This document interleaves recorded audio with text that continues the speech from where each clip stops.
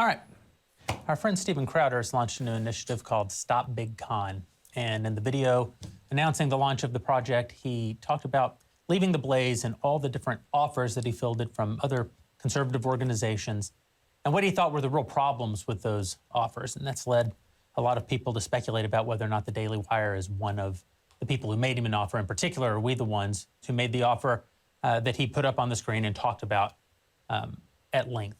And the answer is yes, that offer did come from the Daily Wire. I'm not. Oh, snap. Okay, so, oh my goodness. So I have been all over this for the last few hours, or last day, trying to understand, okay, this can't be the Daily Wire because I'm a huge Daily Wire fan. I love the Daily Wire. I love what they do. I love their whole aspect of standing up to big tech. I'm trying to understand really what's going on here. I don't understand where Jeremy's coming from here. How can anybody start in on this process with this whole idea that you're not allowed to speak certain things or you get penalized? How are they doing this? I really have to hear it. I got to hear more. What is going on here?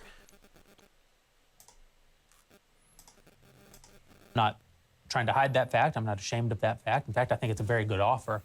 But I think there's a lot of sort of misconceptions about the nature of the offer, the nature of the points. I think Steven misunderstood a lot of the points. Not just Steven, just saying. The way we do here at the Daily Wire, we're just going to be incredibly transparent. You know that we like to have our members be a part of the journey. We live stream all of our company town halls, for example. We just find that sunlight sometimes is the best disinfectant. And so it's true. With that in mind, I'm going to talk to you a little bit about how we came to be in conversations with Steven, how those conversations ended, and walk you just line by line through what the actual document that we sent over to him, a non-binding term sheet, what it actually said and why. Dude, that is awesome. Okay, so very qualms points here. I'm going to give some really good qualms here. This is unusual for someone who's willing to walk you through a confidential contract that obviously no longer is confidential. This is really great to see. I want to hear now, what is it? What's the philosophy behind this? Because to me, this doesn't feel like this represents conservatism as it should be, as is, since this is now, we know that this is the Daily Wire. So explain more, Jeremy, what's going on here? First thing you should know is that I'm really miserable to be making this video. Steven's been my friend for 10 years. I think he's maybe the most talented person working in the conservative media space. He's one of the top entertainers in the country, politics notwithstanding, a great comic voice. And I find it really tragic that we're having this kind of a conversation.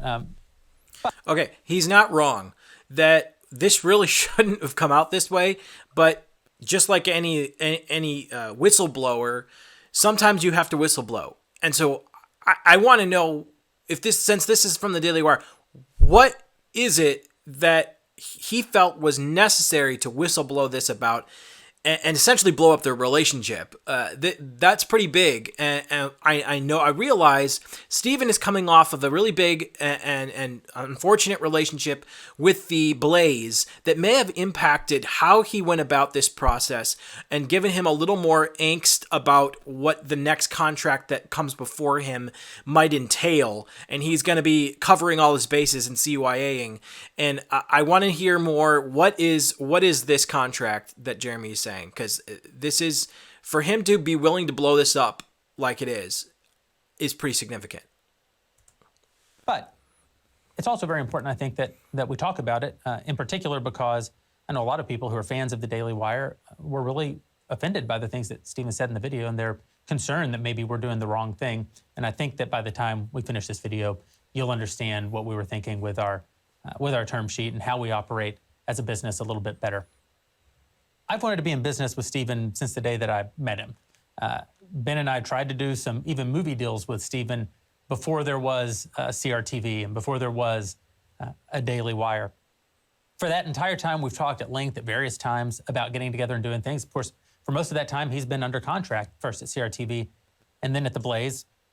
So we weren't able to. And from time to time during the years, we would get together and daydream a little bit about would there be a future for us to work together at the other end of that deal.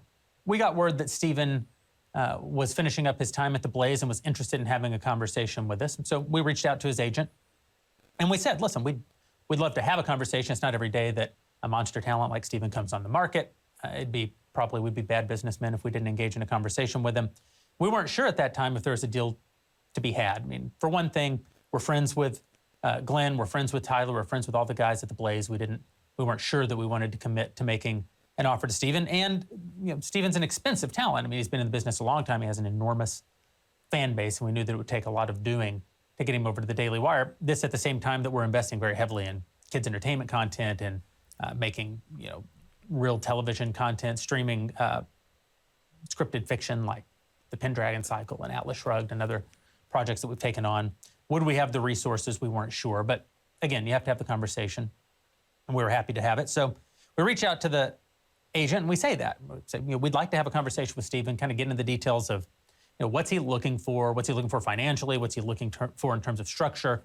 What would make his life better? What would make him happy? He's got this opportunity now to have a next chapter. What's he want that next chapter to be? And Stephen's agent candidly just wasn't interested in any aspect of that conversation. He only wanted to know about the money. He said, we're not going to have a conversation. We're not going to have some abstract talk. We're going to send us an offer. Tell us how much money you're willing to pay. And he gave us an indication of what the minimum number would have to be in order to even have a discussion with Stephen. And it's a big number. So we talked about it internally, and we decided, we should do that. We should send over an opening offer, a non-binding term sheet that takes a stab at what we think that minimum number is going to be to get the conversation started. Okay. Why wouldn't you want to have a conversation? I mean, I get, what was he afraid of? That he would be, surprised in the midst of a call? To me, that doesn't make a whole lot of sense. Look, I get that. I mean, these guys are friends. I get that Stephen's been burned, but for real, okay, let's keep listening here. So we can sit down with Stephen so that we can see if there's a deal that'd be good for him and good for us. And that's what we did. We put together the term sheet, we sent it over, and we asked if we could get on the phone and have a conversation with Stephen. I'm going to walk you through that document, what it says, what it doesn't say, some of how Stephen represented it. I'm sure he feels like he was being accurate, but some of the things that he said are simply not true based on the text. And walk me through it, Stephen's Jeremy. a very passionate guy. I think that he's doing his level best to stand against what he sees as an injustice, but there is no injustice in this document, as I think you'll see. Well, then I'll tell you what happened right after we sent the document when I finally did get on the phone with Stephen. To know. First, here's the document, the non-binding confidential term sheet. I'm just going to walk you through it. Full transparency. This non-binding term sheet sets forth the basic deal points of a proposed content production and distribution agreement between the Daily Wire, LLC, a Texas limited liability company, and Stephen Crowder via his loan out, so that if and when the parties elect to move forward with a long-form agreement, they can move quickly in preparing a definitive and binding agreement. That's just legalese. That means this is just a conversation starter, and we're obviously going to have a negotiation if we move forward, and a lot of these points are going to get beat up. And for those of you who've never been through a contract negotiation, well, that's how it works. When you send someone an offer, you don't send them everything that you're willing to say yes to, because there is going to be a negotiation, because agents and lawyers are going to get involved, because you can't read their mind. You don't know everything that will be important to them and everything that they'll want. You don't know even, some of their sort of non-negotiable points. And so you send over a loose offer, and then they're going to beat it up a little bit. They're going to say, well, this should be higher and this should be lower. And you're going to come back and say, no, we're going to stand firm here, but we're willing to compromise there.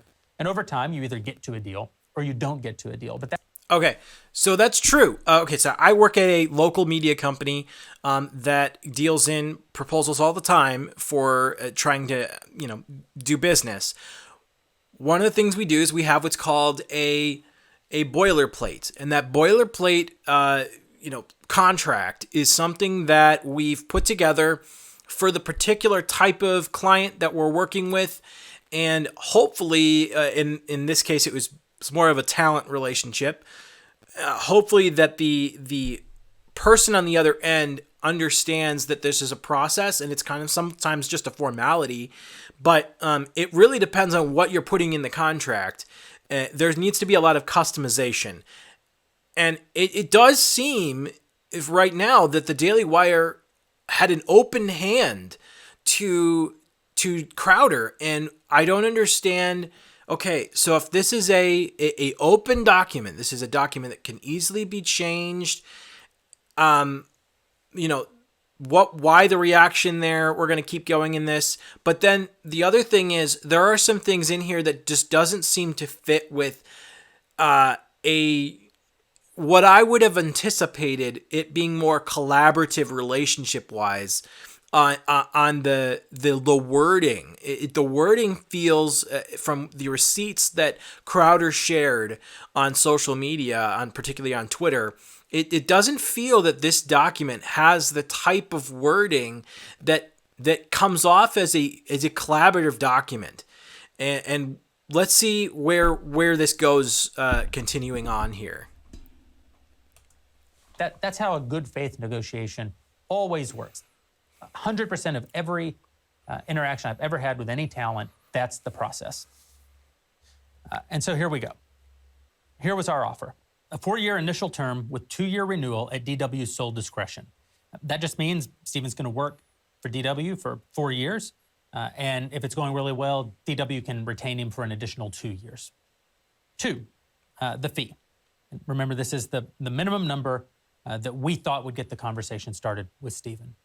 $50 million for the initial term, plus $25 million for the renewal term, if extended, paid in monthly installments. Like I say, a pretty big number. Wow. But we thought for a talent like Steven, this is probably the minimum number that's going to get us in the door so that we can sit down and talk to him. Okay, that's a big number, but honestly, I would have anticipated a little more. But I guess like he said, this is a first layer, and usually your employer or any kind of negotiation process, they want to get you at the bottom dollar they can.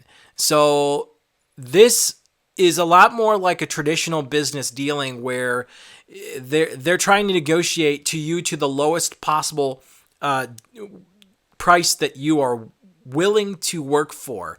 And it's part of the art of negotiation. And so Steven has done a lot of negotiations. I don't understand why he freaked out about this part. I think there are other parts from what it seems to freak out about, but I don't understand why this part did. And let's keep going. It seems like there's some good faith here on the behalf of the Daily Wire, which I'm glad to see because I am a supporter of the Daily Wire. I frequently watch and share and buy their merch. Let's see what Jeremy has to say more specifically. 3, production costs. This is important. We've never made a deal quite like the offer that we put in front of Steven because Steven, very independent guy. I mean, all of our talent have very independent voices. Obviously, we can't tell them what to say. Candace says what she wants, and Jordan Peterson says what he wants. Ben, Michael. Oh, good. But Steven has always built in this protection for himself that he wants to actually produce his content. He doesn't want, most of our guys, they come to the studio and we turn on the cameras. We point the cameras, we point the lights. Steven likes to do that with his own team to just make doubly sure that no one's interfering with his content, not that we would. And so we anticipated that and we said, Crowder will bear the burden of production, including all costs associated therewith, on all the content contemplated herein, except on the quarterly and annual content contemplated below. We'll get to that part a little bit later. If that's what he wants, it's kind of a novel sounds fine. concept. The quality of the production will be as good as or better than his currently existing content. This just, again, Steven's going to produce his own content. It has to be as good as the stuff that Steven's audience has come to expect from him. Fair. And that'll come out of the $50 million. So it's not like all of that $50 million goes right in Steven's pocket. He's going to use some of it to pay for producers and studio space and camera equipment and operators and lights. Okay, important caveat there. He's going to be using some of the money that Daily Wire's paying him to run his own production. So that to me says he's not a full employee because you don't do that. You don't contract out anyone if you're your own employee. So it seems like this is almost like he is an external contractor working alongside, being paid by the Daily Wire, and is going to be sponsored by their main production. I don't know. But I know that usually speaking, you don't have a budget. I don't have to pay the other coworkers I work with to produce my content. That comes from the whole. So that to me sounds like, all right, so he's going to, if this is what Crowder wants, he wants to take on some of the expenditure and process of paying for and hiring his talent that works around him. Okay. But from what I've seen in some of these social clips of what the rest of the documents coming here, especially on penalties, that gets very costly very quickly. So let's continue. Just like we're going to use some of the money that we make to pay for the infrastructure and the technology and the marketing and the legal and all the other parts that go into making a successful business. Revenue collection that says we'll have the exclusive right to realize revenue in connection with all of his content and brand. We're paying you this guaranteed significant amount of money, $50 million. And for that, one of the things we're buying is the content, but we're also buying the right to monetize the content so that we can have a chance of making some money and not just spending money. What is the content? First, we broke this into daily, monthly, quarterly, and annual content. The daily content is going to be very obvious to you. He'll deliver a 1.5-hour Louder with Crowder audio-video show of a quality and kind consistent with the shows that he's currently producing 4 days a week. That's 192 original episodes a year if you factor in 4 weeks of vacation, including all ad reads and promotions as requested by us. So he's going to continue to produce his show, his Louder with Crowder show, 4 days a week, 192 times a year. And that'll include us being able to put ads in it and promotions in it. They'll be filmed in studio daily, Monday through Thursday. At least 1 hour of them will be outside the paywall. That's 4-day work week. Stephen already operates. That's the part that goes out on podcasting. It's the part that goes out on YouTube. It's the part that goes out on Rumble. And at least 30 minutes inside the DW Plus paywall. So nice. In the same way that right now he has his Piss Off YouTube segment that has historically been at Blaze, well, he would still do that same kind of concept. 30 minutes of the show would now be behind our paywall. Crowder can bank or pre-record a limited number of episodes upon our approval and reasonable discretion. Days without new original episodes will be scheduled in advance, subject to our reasonable approval. What's this about? Well, a guy like Crowder, in addition to his 4 weeks of vacation, there's just also going to be times where he, for whatever reason, maybe he's got a speech, maybe he's got a stand-up comedy gig somewhere around the country. If he were to come to us and say, hey, I can't really shoot a show on Thursday because I'm going to be doing this stand-up gig, that's fine. Let's shoot 2 episodes on Tuesday and we'll roll one of them out on Thursday. It's just giving us all the maximum flexibility to still make the episodes. Okay. But for Stephen to be able to live the other important parts of his life. Fair. 192 episodes. Obviously, there are 260 work days in a year. Most Americans work 260 days a year minus 10. That's 2 weeks of vacation. So they work about 250 work days a year. And we're telling Stephen, you've got to produce 192. So already, even to say 4 weeks of vacation, that is probably above average, but it doesn't really capture the reality of this, which is there are going to be, 60 days basically of the year where Fridays, we call them, where Stephen basically doesn't have to produce a show. Nice. And you may say, well, that's still a lot. And I know Stephen says that's more than even, network TV would ask for. Yeah, these are points that can be negotiated. I still think most people feel like, if you're only working 4 days a week and you get 4 weeks off every year and you can pre-schedule even additional time to be traveling by banking episodes, you would at least say, you may think, well, he needed to negotiate that and get it down to 170 or something. Sure, I thought he would, but it's certainly not unfair to expect someone that is making $50 million over the next 4 years to, work 192 days a year. So far, totally fine with that. I mean, you when we do contracts, we have a deliverable amount of time within the current year, calendar year, or if it's a course of 3 years, and there are specific deliverables that you have to meet, or there's consequences in the contract for not meeting the deliverables. All of that's fair. We just got to get more into the weeds on what happens if. Here. That brings us to monthly content. What is monthly content? Well, at Daily Wire, our members are entitled to an all-access once a month with most of our talent. And that's where our members get to interact with them, sort of one-on-one, ask them questions. So we're saying once a month he would have to do a 90-minute all-access and any promotions and ad reads that would go in that. Right now, there are no ad reads in all access. But again, you're giving yourself, it's a 4, possibly 6 year deal.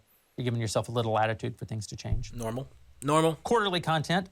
We asked that Stephen would produce one major promo video and photo shoot coordinated by us for his content at the company. You know, we would want him to 4 times a year come in and make a very well-produced promo, that gives us marketing assets to be able to go out and sell subscriptions, sell Mug Club. Super normal. Anytime you're doing media like that, you need to do extra type of promotional work that includes other photo shoots, that includes different things like that. Totally normal, not objectionable whatsoever for anyone who's worked in media.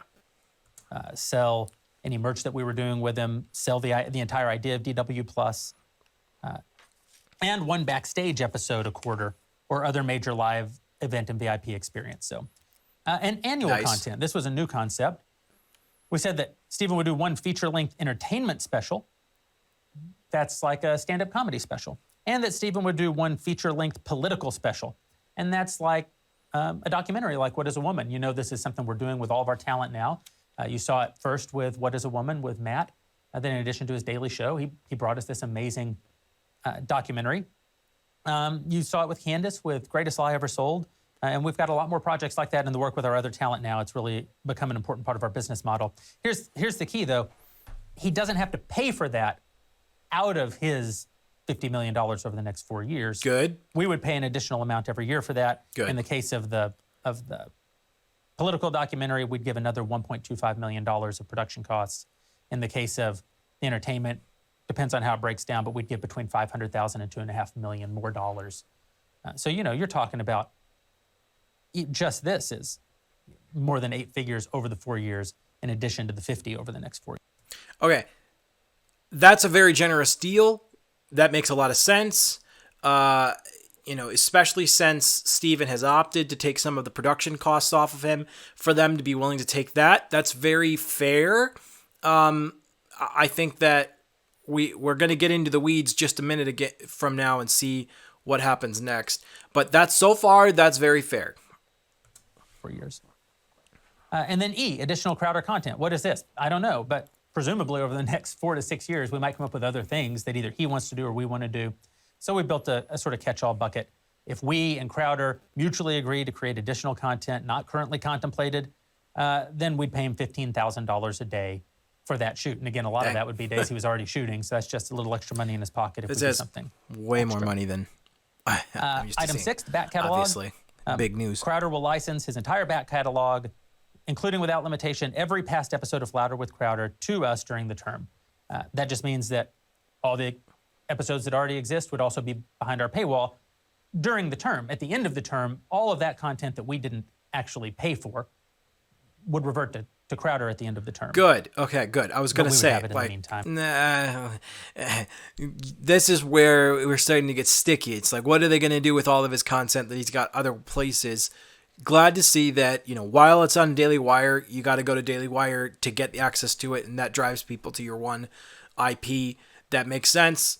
As long as he doesn't lose access to his own work that he's done over the last few years, I like to see that. 7, ad reads and promo reads. DW will have the exclusive right to sell ads on the Crowder content on all platforms, channels, websites, apps, widgets, pages, and lists owned, branded, or controlled by us, and on any Crowder-owned or controlled social channels, email lists, websites, etc., including louderwithcrowder.com. And it says remuneration for that is included in the fee. So what does this mean? Well, this is just how are we going to make, first, that at least bare minimum $50 million, and if you count the other things we were talking about, 60 plus million, plus we knew he was going to negotiate, so you're probably talking about 70, 75 million, plus infrastructure, plus marketing, at least $100 million we would have ended up spending over the next 4 years. Well, how are we going to pay for all of that? Okay. 2 things to consider here. One is Steven Crowder already has a huge, massive audience, and his audience is funding directly his work. And so he does get he's had some aid from other platforms in the past, other people he's been working for, which has given him a lot of the context to be able to actually work. But that being said, he's going to be on the hook for some of this stuff.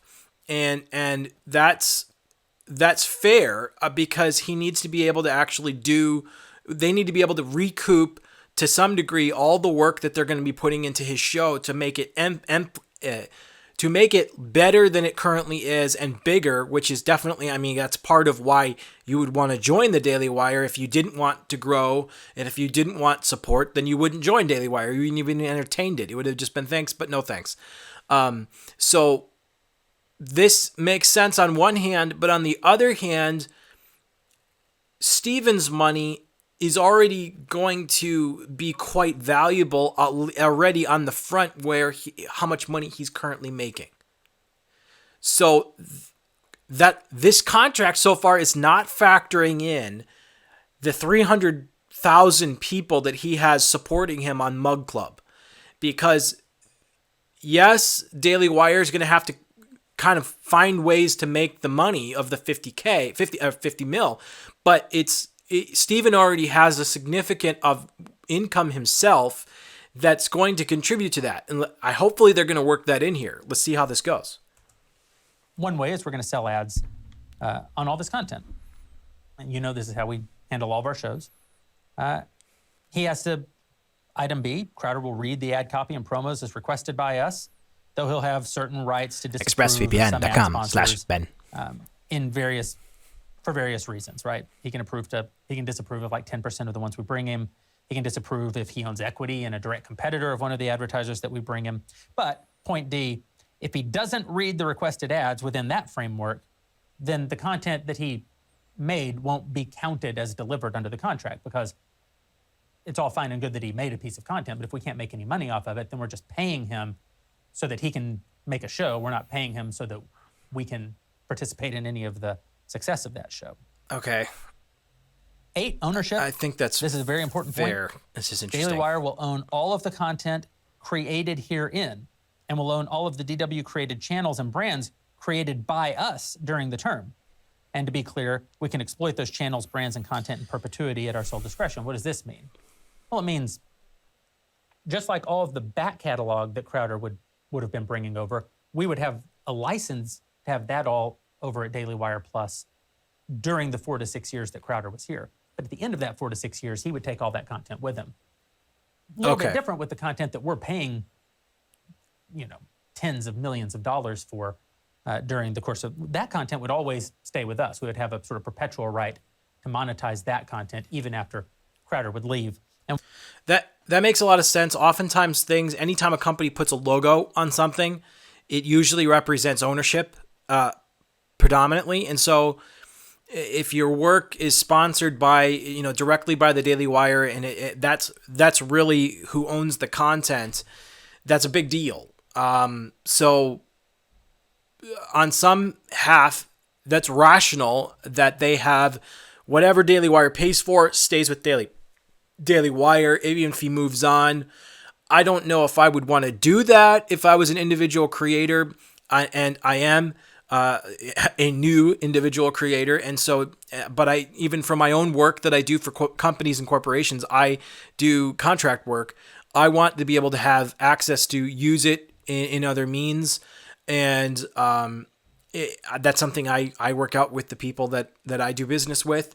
It isn't usual in the business world. It is usual that normally whoever pays for it owns it. And even if it doesn't matter if you're the creator. And so it's not unusual. It's certainly not unfair. I don't think it's always the best practice for every circumstance, especially for a creator. But I can certainly see that there's legitimacy to that claim. So let's continue.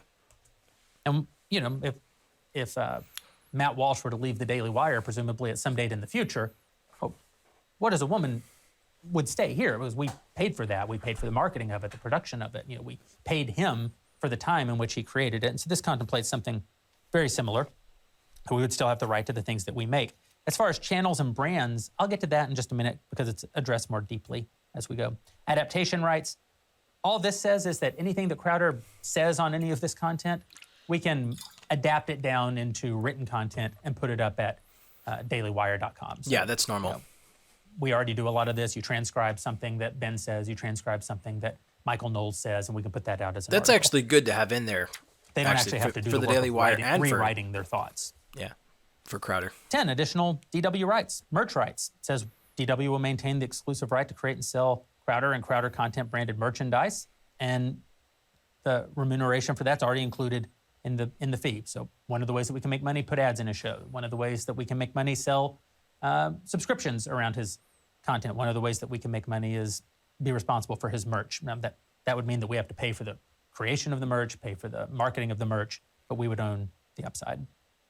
Email list, DW will maintain the exclusive right to manage, grow, and monetize all Crowder email lists during the term. We have an enormous team here at the Daily Wire, and some of them full-time think about email. So that's a burden that we would take off of Stephen, having to manage his own email list, just like we manage and pay the expenses on the merch, but we'll get the upside of that. Remember, we're trying to fill that 50, 60, 70, $100 million hole and to make profit. And the profit gets poured back in so that we can pay for all the infrastructure, all the technology, and all the other ways that we're fighting the fight. Social media management. This one was something that Stephen seemed particularly aggravated by in his video, although I don't understand why. It says DW will have the exclusive right to manage, curate, and monetize his official Facebook, YouTube, Apple Podcasts, Spotify, Snapchat, Rumble, and other social media accounts, excluding his existing personal Twitter and Instagram accounts. Okay, so, wait. Hold on a second. Exclusive right. I'm like, wait a second. Is this mean that he doesn't have any control over all of his other accounts here except his Twitter and Instagram? Because that's bogus. I should have the ability to go post on Facebook and YouTube and any of these other things and it not have to. It's fine if they want to check it to make sure it has other elements necessary, but I should have the right to go post on other things. And it's weird that they make an exception for only Twitter and Instagram. And when we're talking about them being personal, I don't understand that, because technically all of Crowder's stuff is under Steven Crowder, unless you're doing the chain, like the actual, Louder with Crowder, podcast or show. That is its name, but a lot of his handles are straight that. They're not just purely a social, personal Twitter. So I don't even understand how they can differentiate that unless he's got a second account that I'm unaware of, which I don't think so because I follow him on Twitter. So what's the exclusive right to manage? That seems fishy to me. I don't like that. I would want to be able to post anytime I can post. That's like me telling our media clients, no, when we manage your social media, you don't get to ever post on it. You can only go through us. If you want us to post something for you, we can, but you can't log in and do your own thing. I find that completely violating of my domain of what I'm supposed to be having ownership of as an individual. That includes an account. And if you don't like what I'm going to post, then I guess we're not going to be good connections. This isn't going to work out anyway.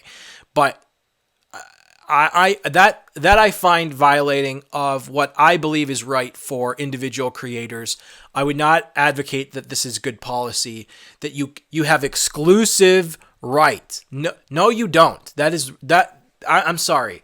Just because I have you help out manage my social media, especially now that we've set up a little bit of a distance here because he's not a full employee. He's funding a lot of his own production for this, and he's having to pay his own people from his own money. So this to me doesn't seem to gel. And this is what I would have been like, okay, we need to renegotiate this. So the question is, what made Crowder just not want to negotiate at all? I think this is one that popped out. The first one that's a big red flag for me is to not have the ability to have control over my Facebook, YouTube, Apple Podcasts, Spotify, Snapchat, Rumble. And the only thing I could think of perhaps why, which still doesn't make a whole lot of sense on these other ones, is that sometimes some things comes down to when you post. You can mess up the algorithm if you don't. And so I would still think that there should be coordination between the crew on when I could post something. And you generally have a schedule, I'll put a strategy out of when is it a good time to post. And you could fill that with a personal post. But I don't know. I think this is overreaching by the Daily Wire. It's not unethical, but I think it's a little overreaching. Excluding his existing personal Twitter and Instagram accounts. So why just would we those? Exclude some but not exclude others? Well, we're saying that during the term we have, of course, he puts his podcast on Apple Podcast.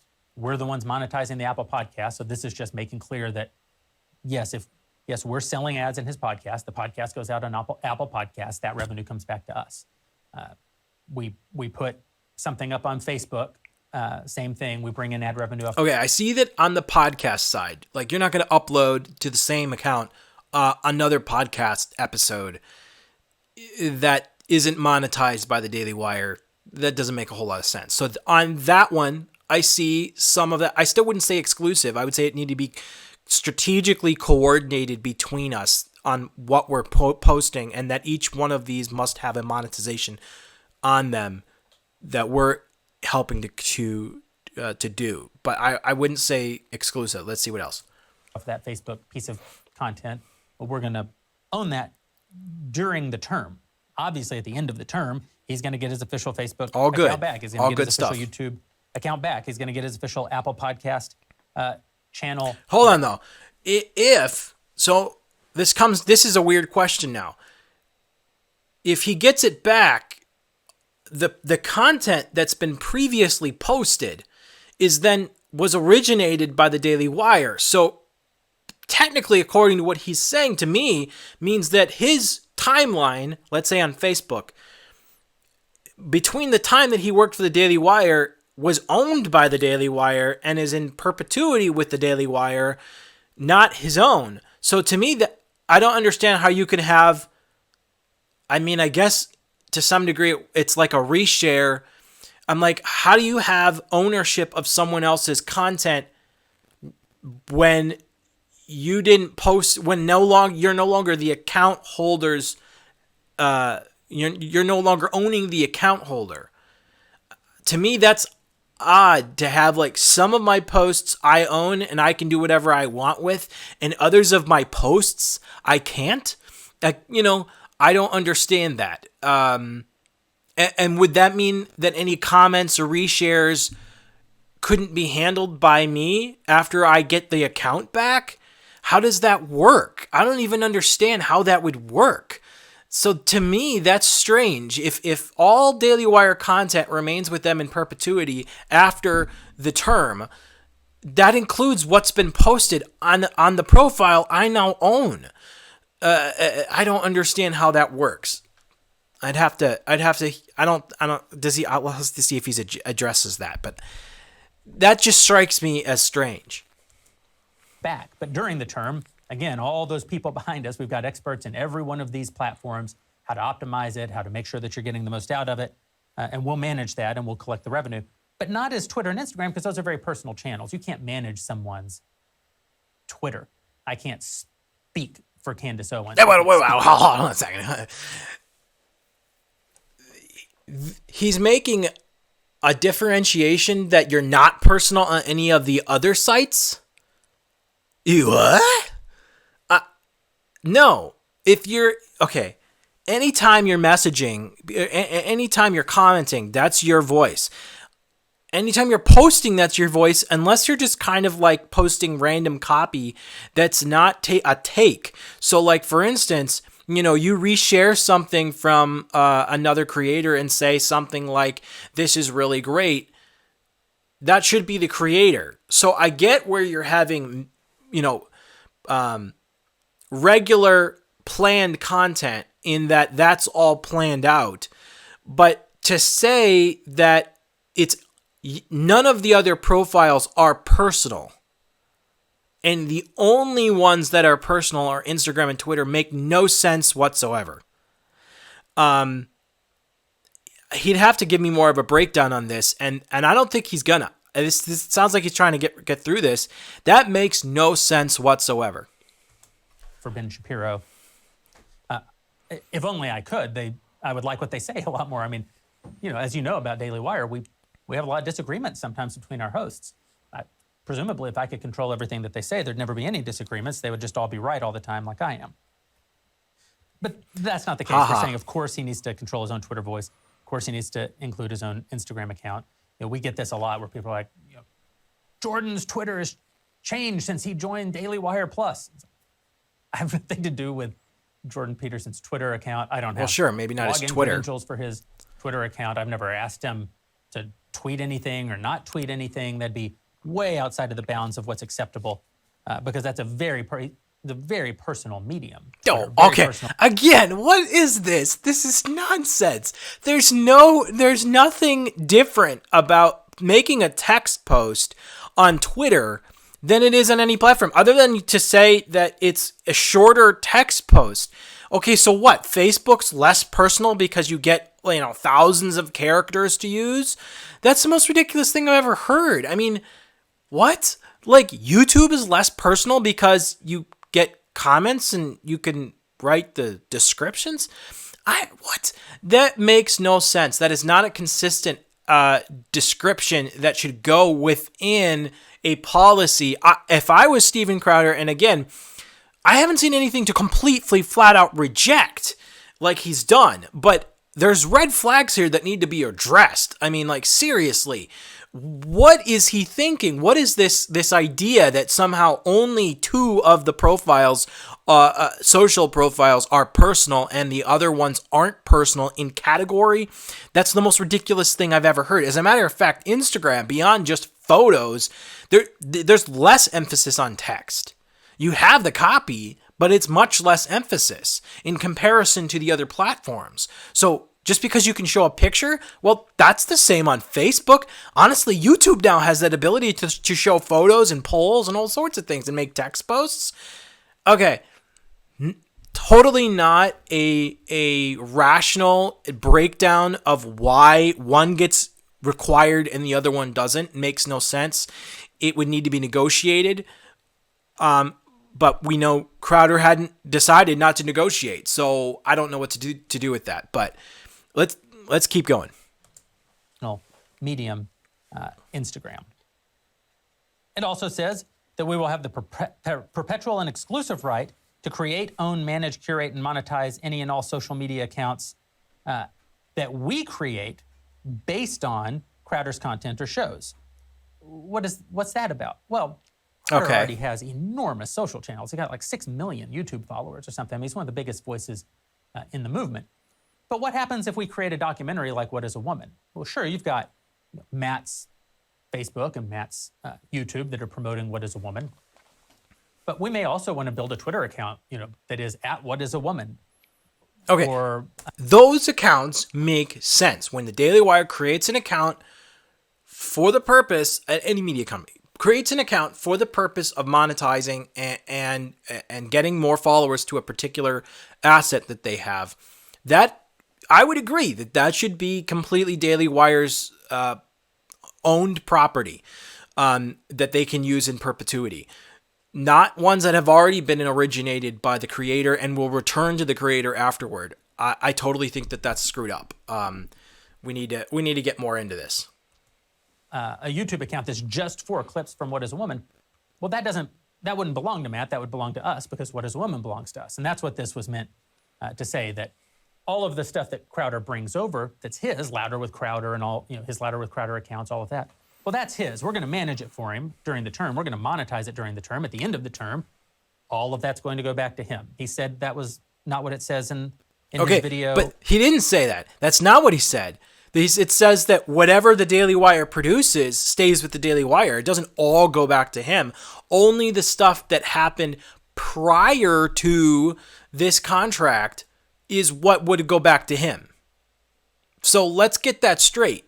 Okay, this isn't just all of the content here. This is specific to the fact that there is a limit to what you own as Crowder, and it doesn't go back to him.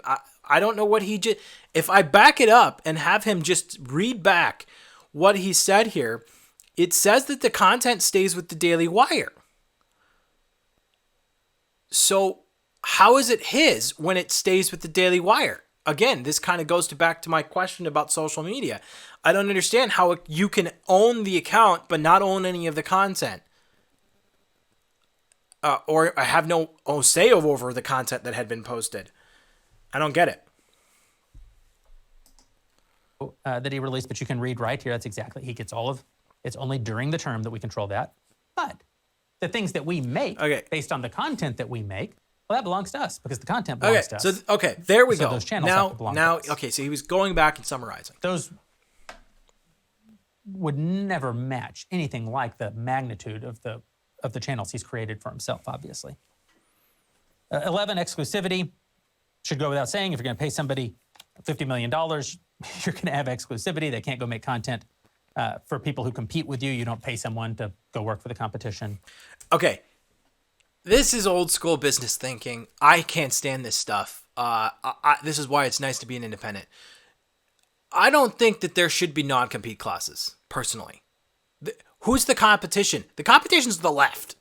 Okay, in the conservative media, it's the left. You're not in competition with any of these other sites. He should be able to go do a show with any of these other creators. I think that's a ridiculous. And this goes back to traditional business. They think that when you work for them, they own your entire production. That is tyrannical. I'm sorry, it is. It's tyrannical, and to think that isn't it. I'm sorry. That's messed up. And for whatever reason, it's not unacceptable by the Daily Wire's terms. And maybe because it's because they're still Gen Xers.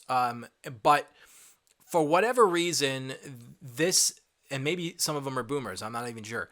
But like this is a huge problem for the future of work. The idea that when a company hires you, they own your means to production, as in you don't get to give your means of production to anyone else. And now people sign the contract, so it's not like they're not culpable when they end up actually working for these companies. They are participatory because they signed the contract. But I'm sorry, the contract should never have stated that all of my labor, all of my abilities, all of my interests, all of the variousness that I'm going to be able to contribute to the world can only go to one person. I'm sorry, this isn't a real marriage here.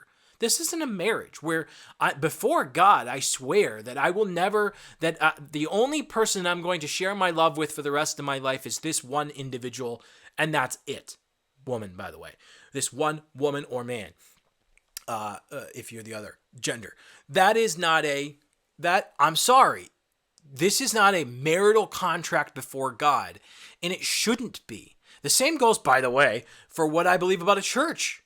Church membership is an additional to Scripture thing, and you can make a good case for a practical reason for why you would want church membership, but there is nothing in the Bible that says that you must exclusively attend a single church gathering. It says to do not neglect the gathering together of believers. That's not singular.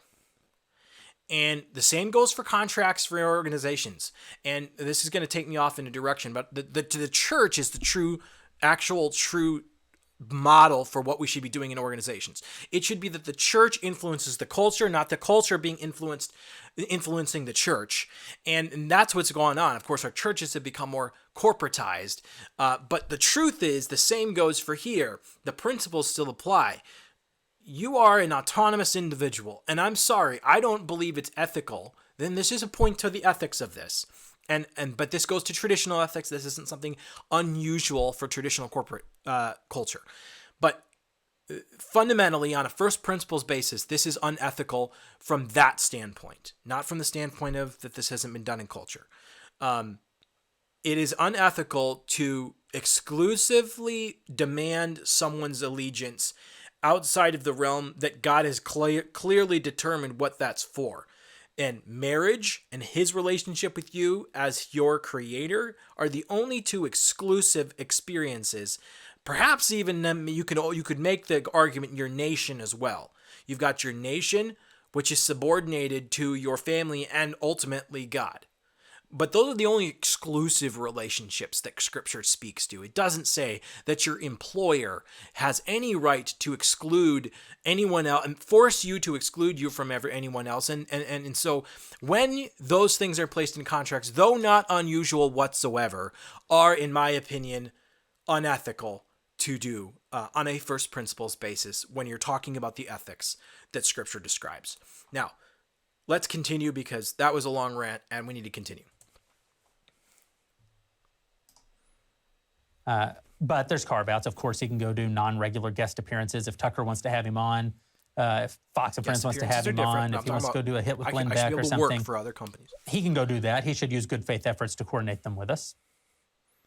So one thing to point out. Here's what the Daily Wire was looking for. This is perhaps what we saw with... This is perhaps why Crowder reacted the way he did.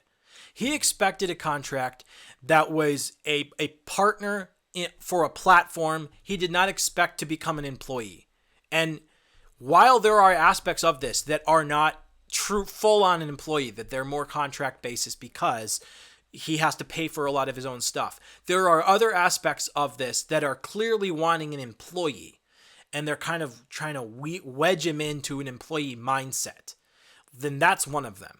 And that's probably what he reacted to. He wasn't ready to be asked to be an employee. He was asking for something different, and that's not what he got. And so that's why his reaction might have been as he did. Now, again, I still would have negotiated these things. So I still don't understand yet why he didn't negotiate. But let's continue. And this is important. See, he won't have the right to run any personal subscription or donation effort. He can't have a Patreon or a Locals or totally any sort of disagree paid with that. fan club. Totally disagree with that. That is, again, goes to the same points. Same points as I mentioned before. Mug Club is part of DW Plus, right? We're the ones who are going to own subscription revenue during the term. So I think all this is... You get the right as an individual to multiple avenues of income. I'm sorry, you don't just have to ally your life for the only way in which you're going to obtain income in the area of your expertise is this one company. That's tyrannical, and I totally disagree with that, especially when it comes to trying to make money on other areas. Totally mess up. Very fair and very obvious to anyone. You wouldn't pay somebody $50 million. No, not obvious. To then compete with, have them work for your competitor, and you wouldn't pay them $50 million to have them compete directly against you. Because it's not always about competition. It's about what the value you're accomplishing together.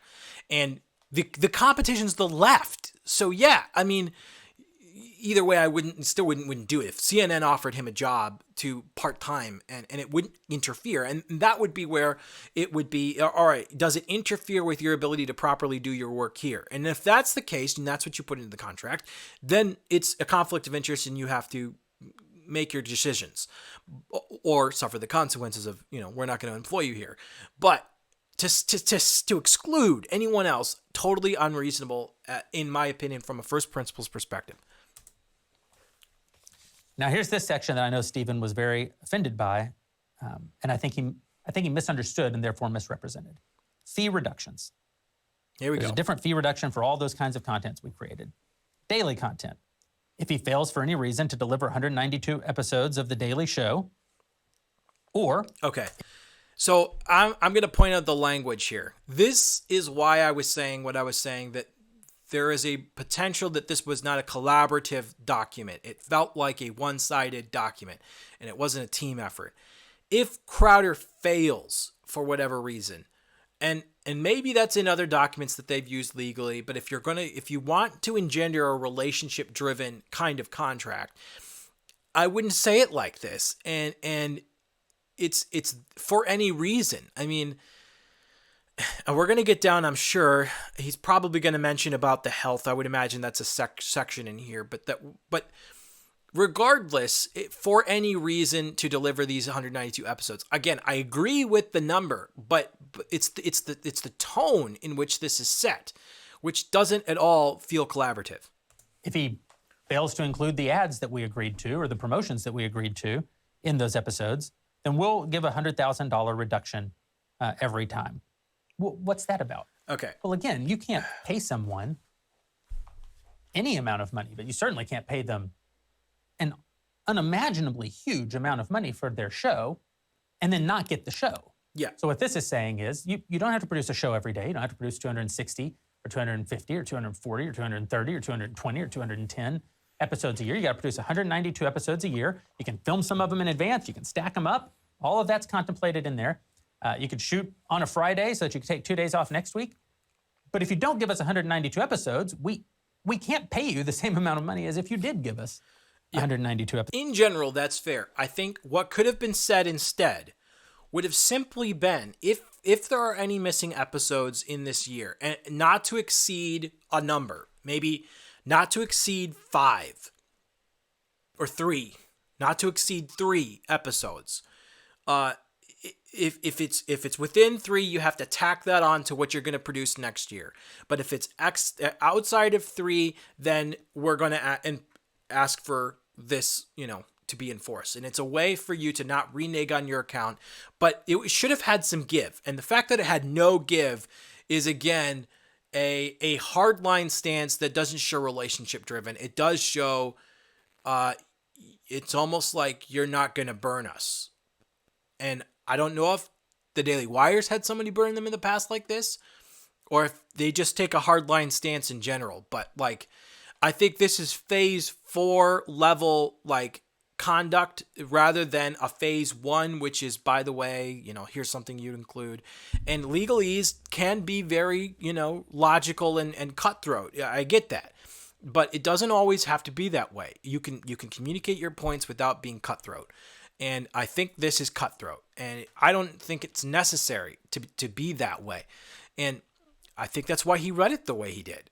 I certainly would have felt some issues here, and that I would have redlined a lot of these things, or at least highlighted to go, okay, we gotta talk through this one, and I would have wanted to know the reasons why. So when he gives the specifics of these numbers so far, what's the rationale for how they came to these numbers? Do they have somebody sit down and calculate the amount of loss you would have had, or are these arbitrary penalties?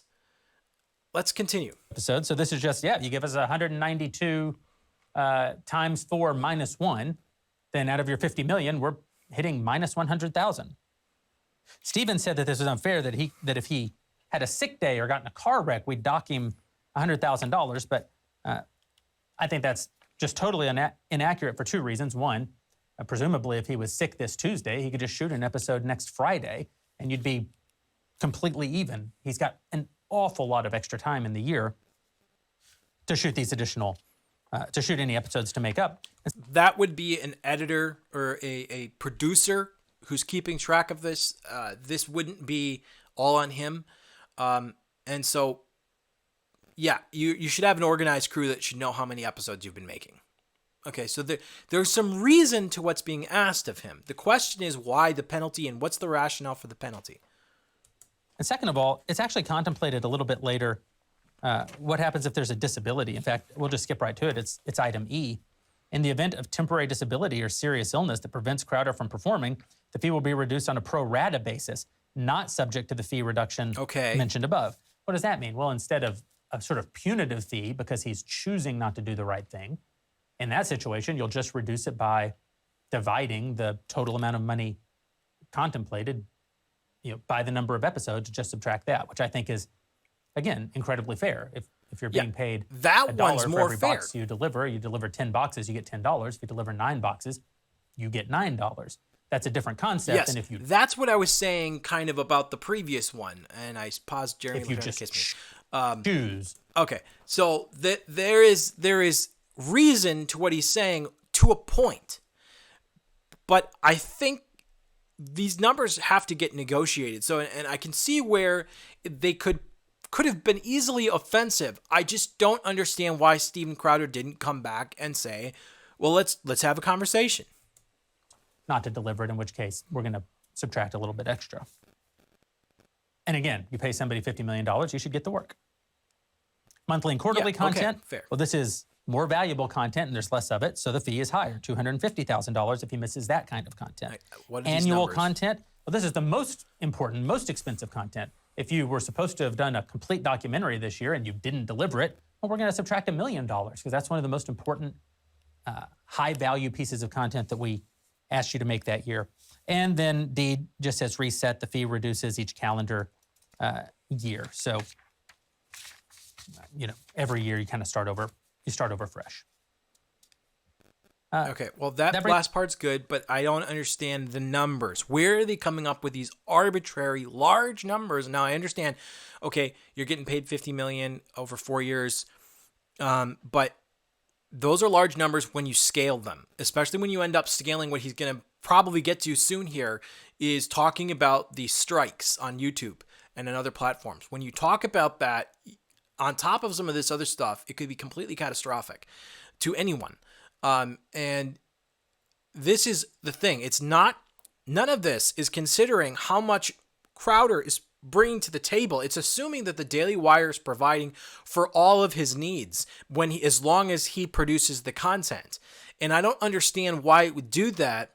I mean, maybe the reason is they just couldn't put together a contract, but I would have put that as an insert somewhere, and maybe it's in here, that there should be a point at which you include your Mug Club membership to offset the costs of various things so that, but at this point, the Daily Wire's assuming it's providing all of his needs and therefore has penalties for when certain things happen. They're not penalties, and I bet he's going to probably try to say that. Brings us to 13, reduction of fee from lost revenue or boycotts. Again, this is one of the points that Stephen really focused on. He says we're enforcers for big tech, that we're doing big tech's bidding, that we're punishing content creators if they run afoul of big tech. And first of all, that's just personally incredibly offensive.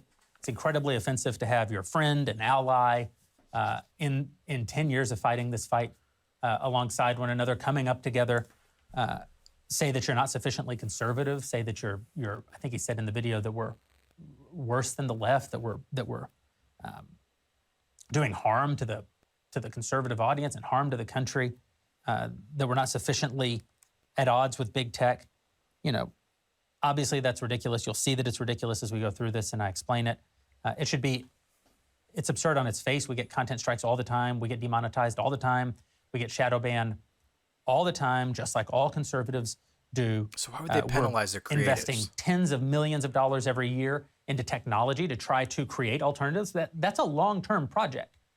No one has built anything. Rumble is not a true competitor to YouTube yet. I hope that they become one. But right now, YouTube has many billions of people use YouTube and many millions of people use Rumble. It's a long-term investment to build these alternatives. And Daily Wire Plus is an alternative platform. But right now, we all still are dependent for getting our message out to have access to big tech and to monetize our content. We have to have access to big tech. That's where the audience is. Dependent and have to. That's not true. I mean, he had over, almost 500,000 people watching him on Rumble during the last election. Are you serious? You're not fully dependent on YouTube. Yes, it is the most mainstream way in which people can monetize their content, but it's not the only way. And so to say that it's the only way in his dialogue is completely not making sense whatsoever. And that's not true. I mean, yes, right now we're watching it on YouTube. I like YouTube. It's the easiest platform in which to engage. Would you lose a lot of audience because you're not using such a widely adaptive app because it comes with every phone and every device? Yes, you would lose audience, But to say you would have to is not true. You could build audiences on alternate platforms. And yes, it would be more difficult. It would be a longer journey. It might mean that there might be smaller prices to pay. But to make the assertion that there are no other means is not true. And it's where the money is. It's also where Steven Crowder has made his entire name. He's the biggest conservative YouTube star of all time. He put out his video criticizing us in this contract as not being sufficiently conservative. The number one place people will view it is on YouTube. True. And that's not wrong. That's where people are. That's, it's of not course they're going to watch it on impossible, YouTube. Jeremy. Of course It's he's not going to put it out on impossible. YouTube. That's where the audience is. Now, Steven might respond by saying, yes, but I don't make any money off of YouTube. I have been demonetized there. And that's a point that we'll talk about here. Nevertheless, obviously, you and I and everyone else, when we go to YouTube to watch Steven Crowder may be demonetized and he may not make any money. YouTube, though, still makes money off of us. And so in that way, Steven is still driving success for YouTube. It's unfortunate that YouTube has chosen to cut him out of participating in that success. In fact, I think YouTube is utterly wrong. The only time I've ever talked to the CEO of YouTube, it was to criticize her for her treatment of Steven Crowder. I didn't even talk to her about the Daily Wire. I had nothing to say at that moment about Daily Wire. But at that time, they had demonetized Steven. And I used my one audience with one of the most powerful CEOs in the world to tell her that what she was doing to Steven Crowder was absolutely unethical. I don't have any qualms. I don't believe the Daily Wire had any. You wouldn't extend an issue to an offer to someone who you don't want to be in your organization. They had no bad intent. Regardless, there are bad practices that have therefore consequences, and there are some bad policies in here that are not progressive policies in the sense that it's not traditional. You don't have to maintain the old 1980s corporation mind groupthink. You can break out of the mold, and especially when it comes to contracts. And I don't agree that you're bound to anything other than the law. You're not bound to anything. And so this is nonsense that Crowder that there couldn't have been a better solution for both parties than what was currently offered to him. And both parties deserve the blame. I believe that the Daily Wire could have made a much better offer to him, which would have been much more generous, not about the finances as much. Yes, you could make an argument for that, but mainly about just the posture in which the contract takes, and then the ideals of in which intellectual property work in the modern age, and the way creators work in the modern age. This isn't 1980. So I think that they need to grow in this area, both sides, and Crowder really needs to grow, it seems like, from his response, because there's nothing evil about this. There's no conspiracy here other than the fact that they are still traditional business people, and they do business how traditional business people do business, which is to say that there are co-opted sides of culture in which that are not that healthy, but that everybody just accepts as normative. That's what's going on here, mostly. There are some also things that are just not that clear that could have been cleared up. But yeah. And wrong. So what were we trying to accomplish with this section? Well, let's go through it. The reduction of fee from lost revenue from boycotts, content strikes, or bans from major social media platforms. A, ad drop. If Crowder is boycotted or dropped by more than 50% of his then extant advertising partners, that is, if 50% of the money that he's making from advertisers is suddenly gone, and we're not able to replace that revenue within 90 days, then his fee will be reduced by 25% until such time as the ad revenue has been restored. Okay, that is huge. If you lose 50% of your ads, whether they're boycotted or whatever, you are going to lose significant revenue. Okay, so something needs to be done. There may be a case to discuss, and it would make sense to have it as a part of the contract.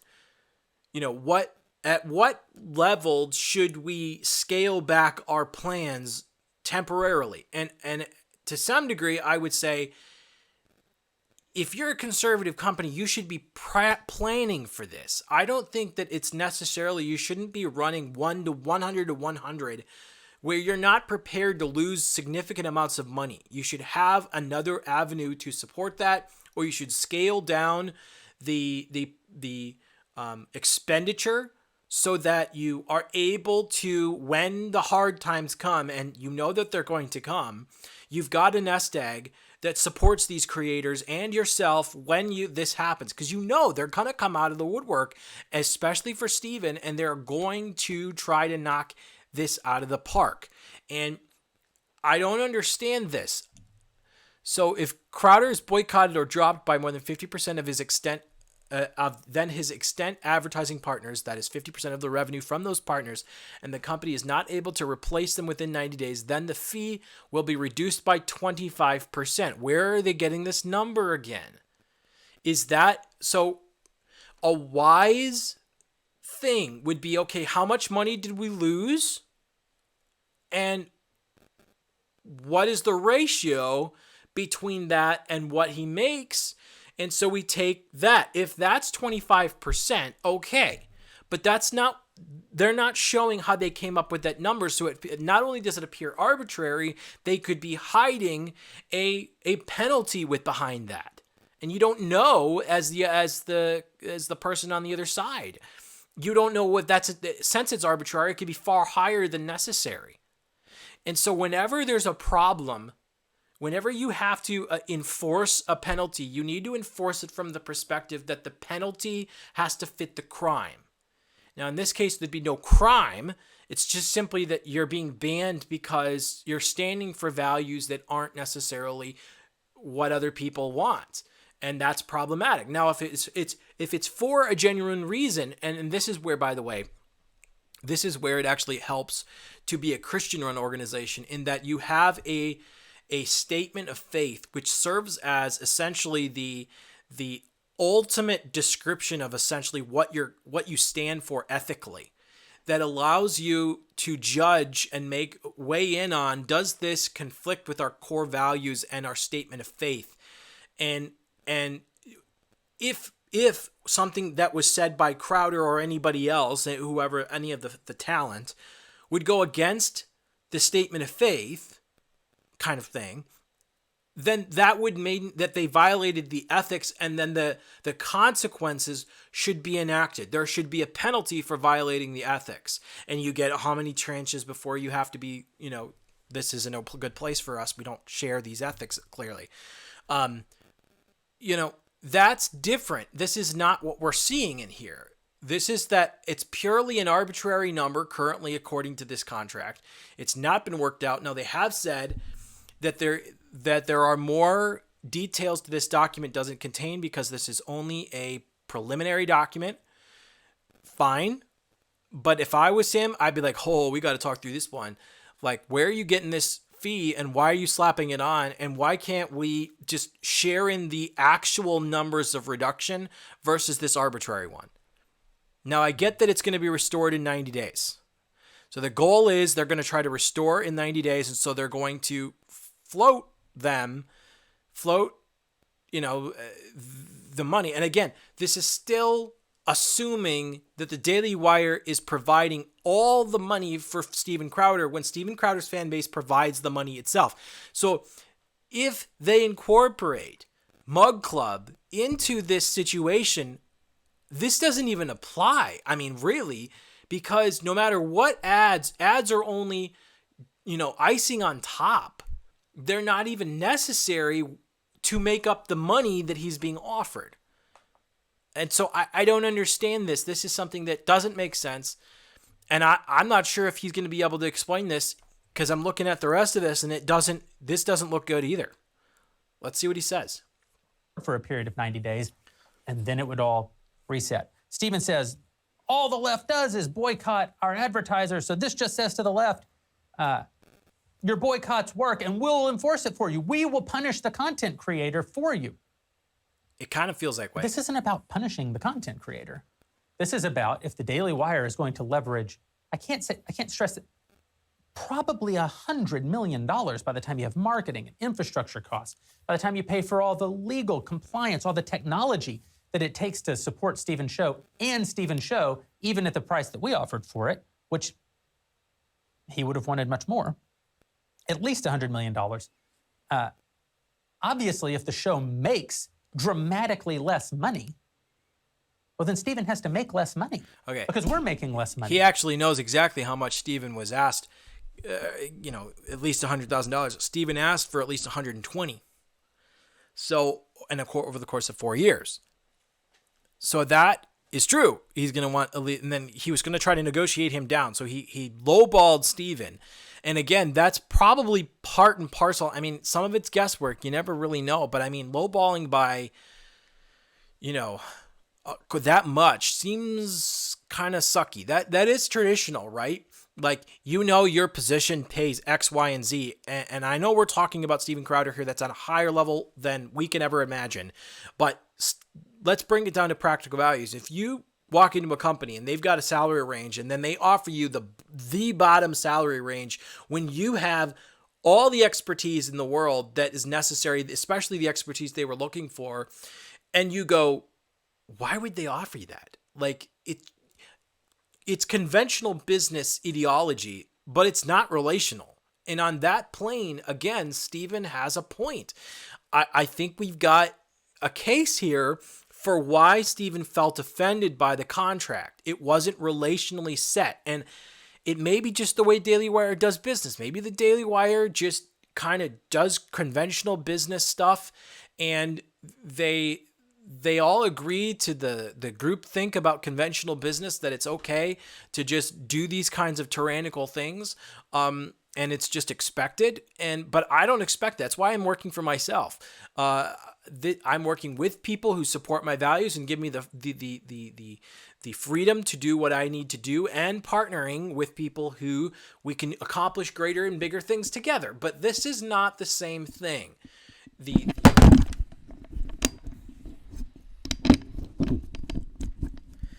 The context of what's happening here has a lot more indications far beyond a relationship. This feels like a very, I'm going to lowball you. And lowballing, if he knows it's going to be over 100K and you start at 50, that's really low.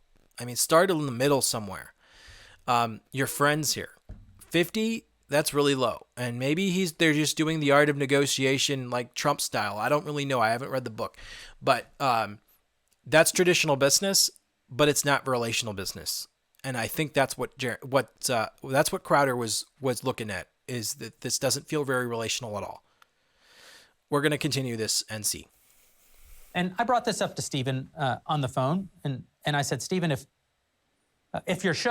we guarantee you $1 for your show, and the show makes $1 in ad revenue and $1 in subscription revenue, then how does the money work? Well, it works that $2 come in, you get your guaranteed $1, we get $1. What do we do? What do you do with your $1? Well, you produce your show and you pay yourself. What do we do with our $1? Well, we market your show, provide all the back-end infrastructure, pay for the 250 plus humans who work to make all of this continue to grow. By the way, we don't pay for one single person more than we need. There's no charity jobs. We're not giving our money away. If anything, we're understaffed by 50%. We ask more of our employees than any other company probably in America today. We drive people incredibly hard. Okay, so that is something that Daily Wire did address in a town hall one day. Brett Cooper actually asked them when can they actually have more balanced schedule, and feeling like they aren't going to just drop. And Jeremy's philosophy is very interesting. I would never do this, but this is what they're doing. They are running at full tilt in the direction that they want to go towards doing great work, which they are doing a lot of great work that I support and I love. But you do have to deal with the ethics of what you're doing to people. And this is something that traditional business doesn't like to talk about. They don't like to broach the topic of ethics when it comes to the work level and the drive that you're asking people to do that isn't ethical to do long term. And that's why people are dropping like flies around the Daily Wire. They come for and leave, and a lot of times they're aware. They've been told that this is going to happen to them.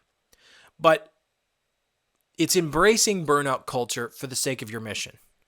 And I don't agree with that. I believe you accomplish the mission you can within rationality, within what's healthy. It's not healthy for anybody to run at full tilt like this for the amount of time it is. And they burn through their people. And if they're going to have main talent, they're going to burn out their main talent. And it's very conventional business corporations. You know, if you've ever seen this really great infograph that explains all the different economic basis using a cow as an example of how they treated the cow. There's a really good one for what's considered toxic capitalism, or if you'd like to, unbridled capitalism. And it's that we burn out the cows. And we buy 2 cows, both burn out, and then they hire another group that tries to investigate why they burned out in the first place, but they don't come up with anything because it's just, that's the way it goes. They always just blame the other cow. It was just the breed of cow. No. This is an unethical way of running your business where you're at full tilt all the time. Now, I understand temporarily, maybe you could say that you can weasel the ethics in there. I wouldn't do that. They're going to do that. They knowingly know at some point, because they said this in the town hall, that they do need to level off. But this is the whole thing that we're talking about with business culture. This isn't straightforward ethical. And this is what he was reacting to. I don't know how Crowder likes to work. I'm sure the guy likes a lot of work because he seems that way. But he also seems like he likes to play hard too.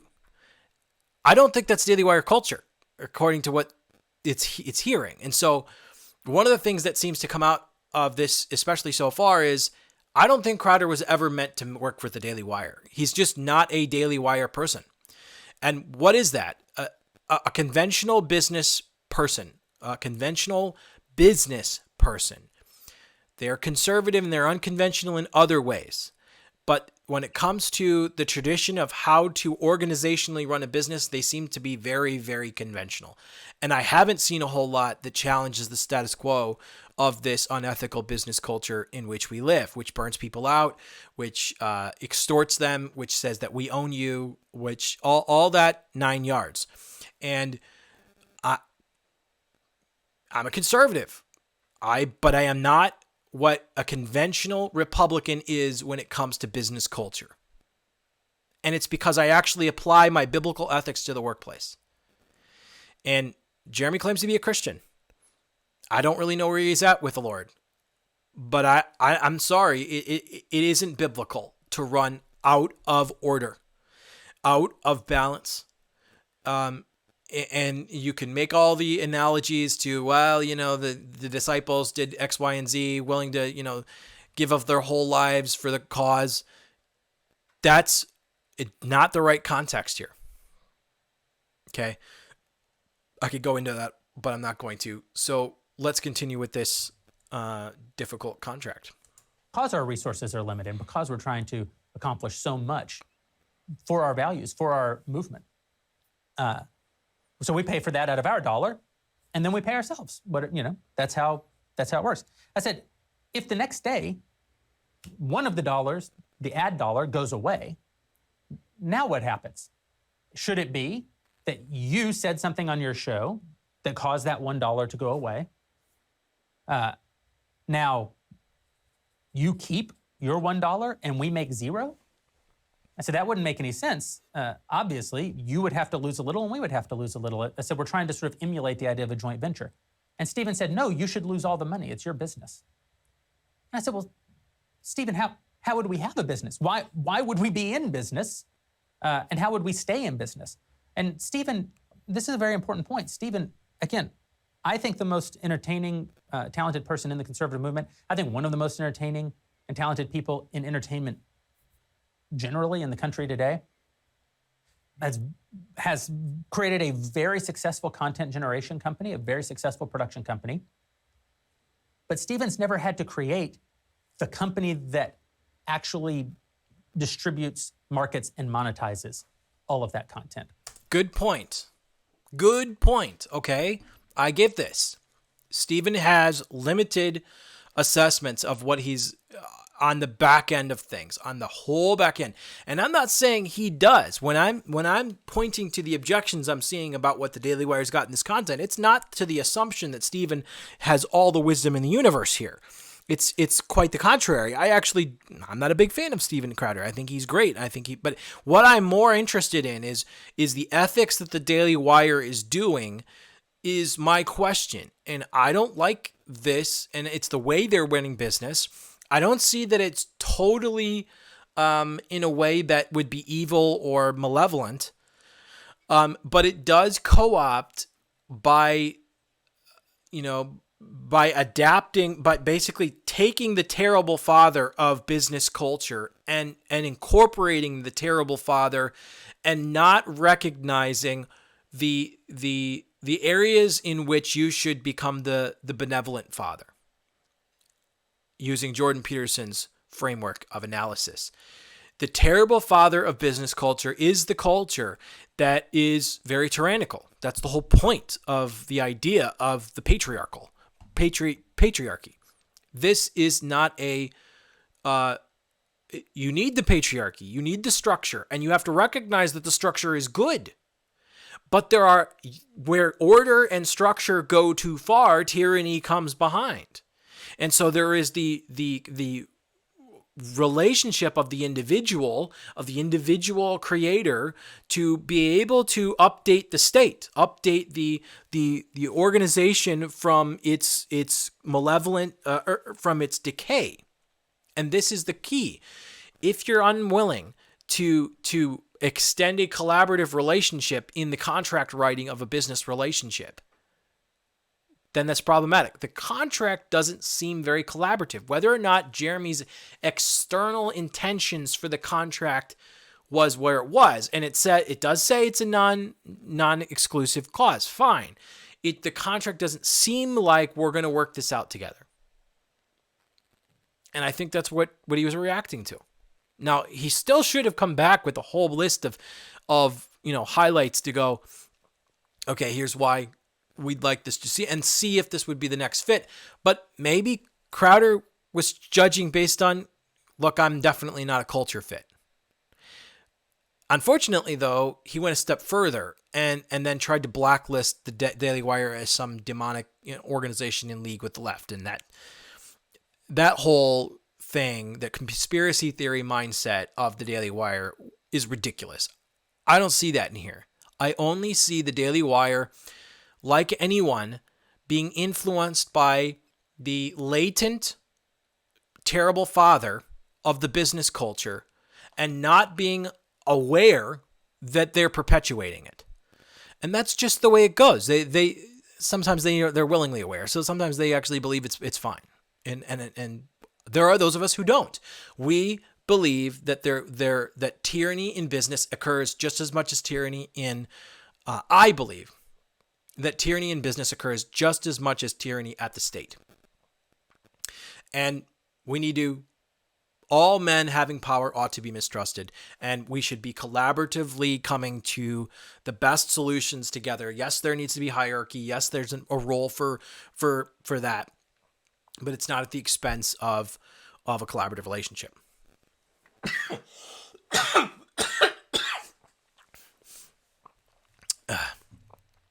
Continuing. He talks in his video about being one of the only true independent conservative voices. And I find that incredibly offensive. Stephen, the whole time I've known him, has worked for someone else, has been paid by someone else. That doesn't mean other people tell him what to say. He's a very independent voice, and that's good. So is Matt Walsh. So is Candace Owens. So is Ben Shapiro. So is Michael Knowles. So is Brett Cooper. But Stephen, as much or more than any of them, a very independent voice. But he's not exactly a self-made man. That's not true. He was paid by PJTV when I met him, which was owned by a billionaire at the time. Then he was paid by CRTV for a number of years, which was owned by a billionaire at the time. Then he was paid by The Blaze, which was subsidized by a billionaire, until Tyler Cardon, one of the real genius businessmen in our movement, turned the company around and made it profitable. During all of that time, Stephen drove a ton of revenue. He's incredibly valuable. I'm not suggesting that he wasn't driving value. He was. I'm only saying he didn't have to build all of that. He didn't have to think about it. And he didn't necessarily have to be profitable. And he doesn't know for a fact that he was profitable because, as he has said very publicly, all those companies, none of them really shared all the information about what was happening with them. So Stephen feels very certain that his show was always profitable, but he doesn't know that his show was profitable. And even if it was, what became of that profit? Okay, that is half true. He absolutely knows what his mug club brings in. The question is, he doesn't know the outflow of what was spent. So, in theory, Stephen knows in theory how much profit he makes, but in practice of how much they expended for advertising and other things, he doesn't know what the actual profit margins are, and that's the key difference. He's taking the gross, but he's not understanding what the net is, and on that back end, that's true. The Daily Wire may have to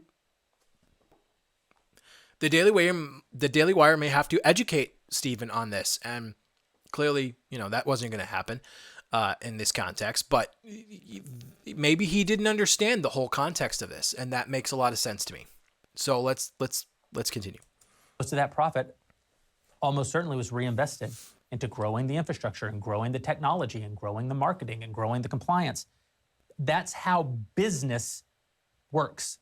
And if you're the Daily Wire, we're a very successful company by conservative media standards, and we're a tiny fraction of the smallest legacy media company. If we're going to make one of the biggest investments we've ever made, I don't know why you would talent, want to say you're a legacy which is what media we were company. offering Crowder here, an amount of money that puts all of our investments at risk. I mean, if it doesn't work, Okay, maybe he was intending on saying that in comparison to the legacy media company, we're a drop in a hat. But his phrasing kind of implied they were a legacy company, kind of a Freudian slip, because that's kind of one of the criticisms, is that they are acting as if they are kind of legacy in some of their business practices. And to some degree, Jordan Peterson would, to some degree agree with this, that there are portions of legacy media in which you must embody the archetype of your dead father, the decaying flesh of the legacy media, and you have to transcend that. You have to bring new life into the original body, but you do have to embody the legacy of your father. And, to some degree, you could make that claim. But at some point, there are things that were not actually helpful. They were the archetype of the terrible father and not the benevolent father. They were not and everyone knows this, but yet we participate in perpetuating these archetypes inherently and then defending them as if they're ethical. And this is why when it comes to these issues, when it comes to who owns your content and what you can do outside of work, and the whole point of your ability to actually produce content for this company, but not necessarily exclusively, and the ability of rights and how that works, and the relationship, the posture of having a business relationship. And again, this doesn't feel very collaborative. It does feel like they want him to be an employee, even though they have small clauses where they give a contractor-esque caveat to him. In general, the tone of the posture of this document is, you're an employee of us, and you will become part of the collective. And I think that's why Stephen reacted the way he did. And I don't think I don't agree whatsoever with the way Stephen ended up doing what he did. He should have had dialogue, but this is I can see why there's some issues here. you're not going to be able to make that kids' entertainment content. You're not going to be able to make that those movies and TV shows. You're not going to be able to continue to do things like sue the federal government to stop the vax mandate. You're not going to be able to do things like deploy investigative journalists to Virginia, where they uncover the Loudon story that changes the course of a gubernatorial election. All of that takes resources. When you leverage 50, 60, 70, $100 million, you're taking an enormous risk. You're putting all of that at risk. You don't do it cavalierly. You do it because you believe, and I do, that Stephen is worth it, that he's incredibly valuable. But it is still a huge risk.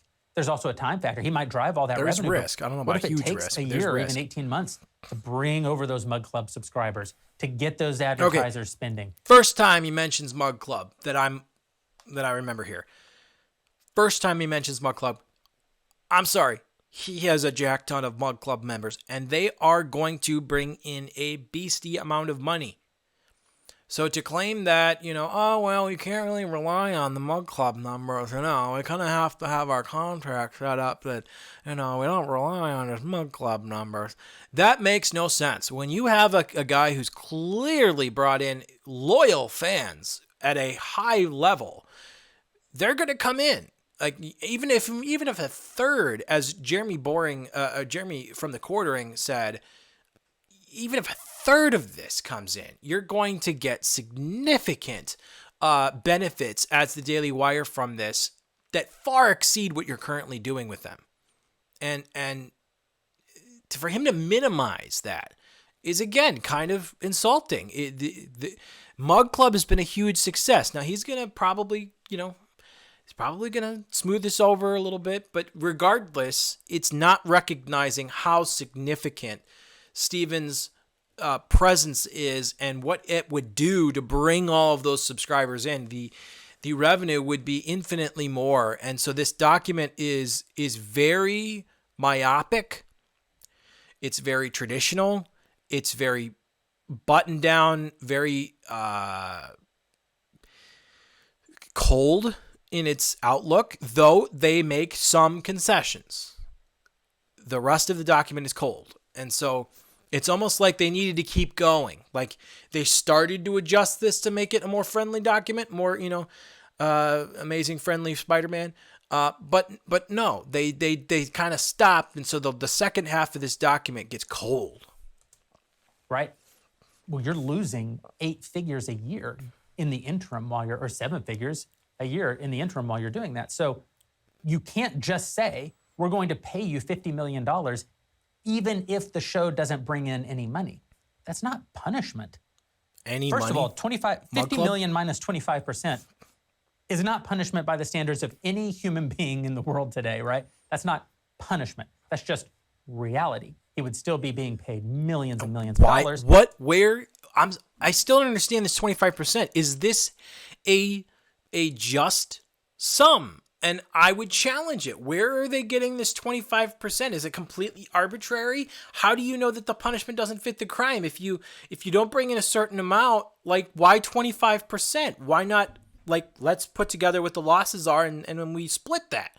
I don't understand this flat rate fee, that when you apply a flat rate fee, it's like mandatory minimums.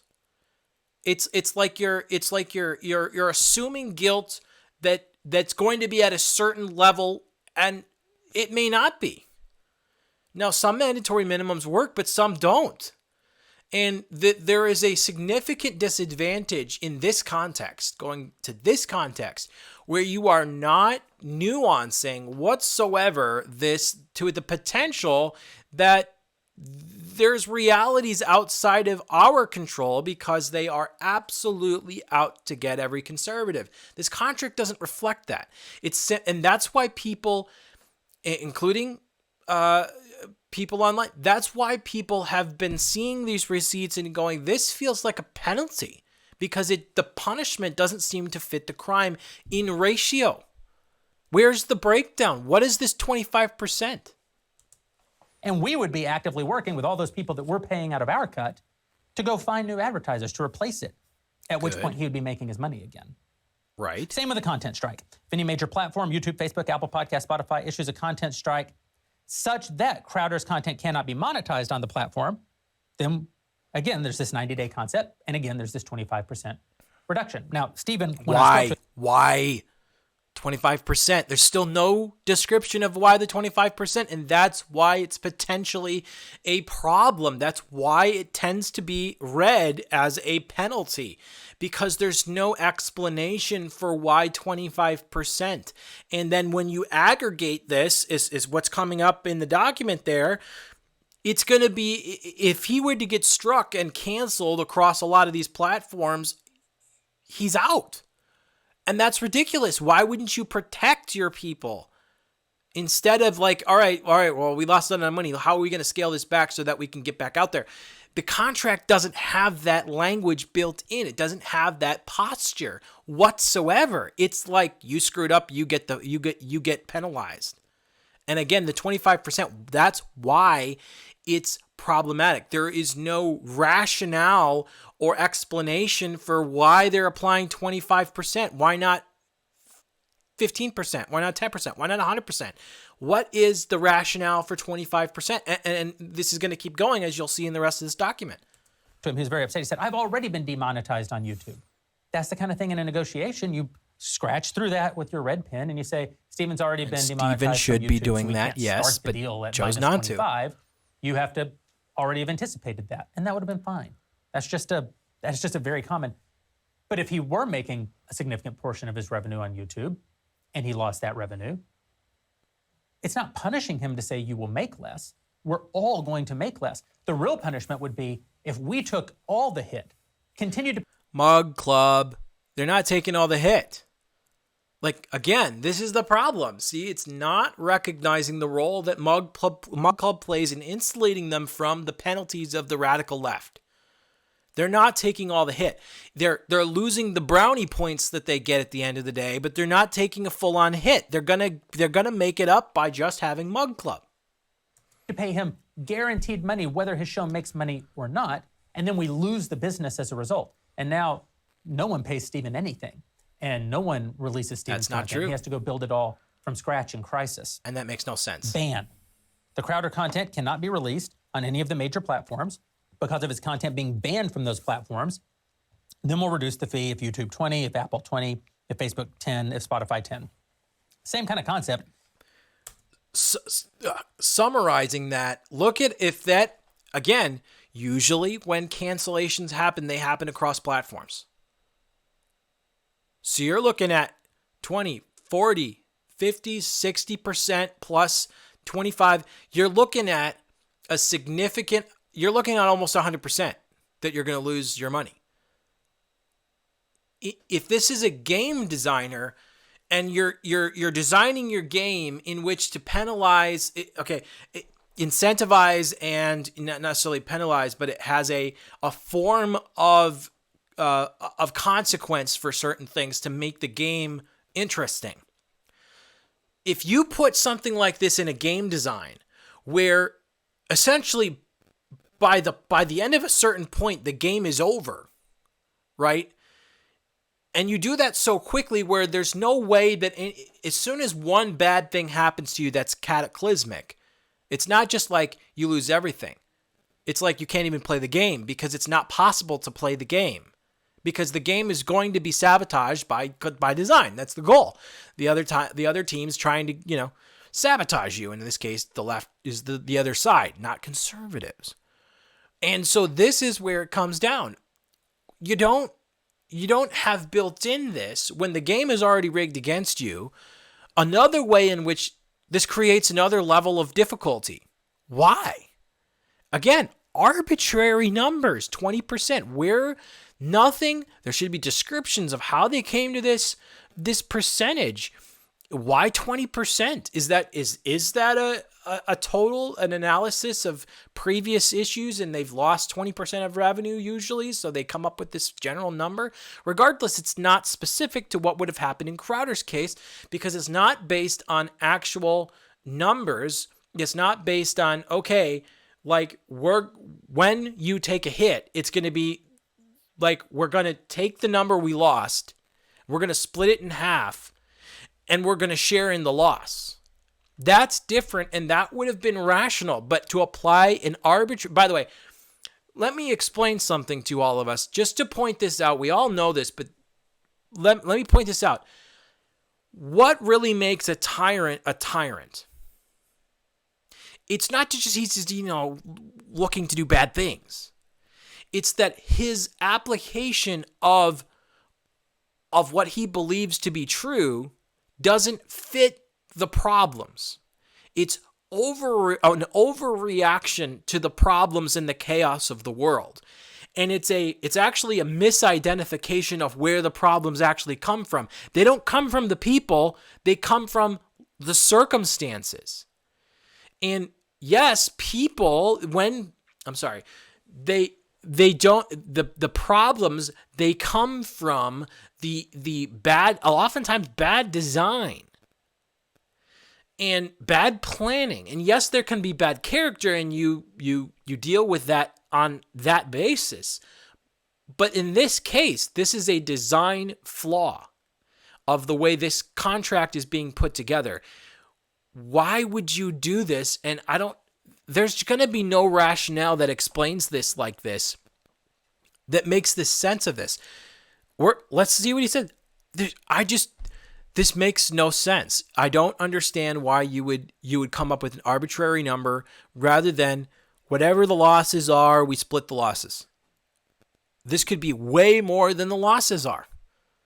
This is like in Monopoly, by the way. In Monopoly, when you can either take 10% of your money or pay $200 when you hit the income tax.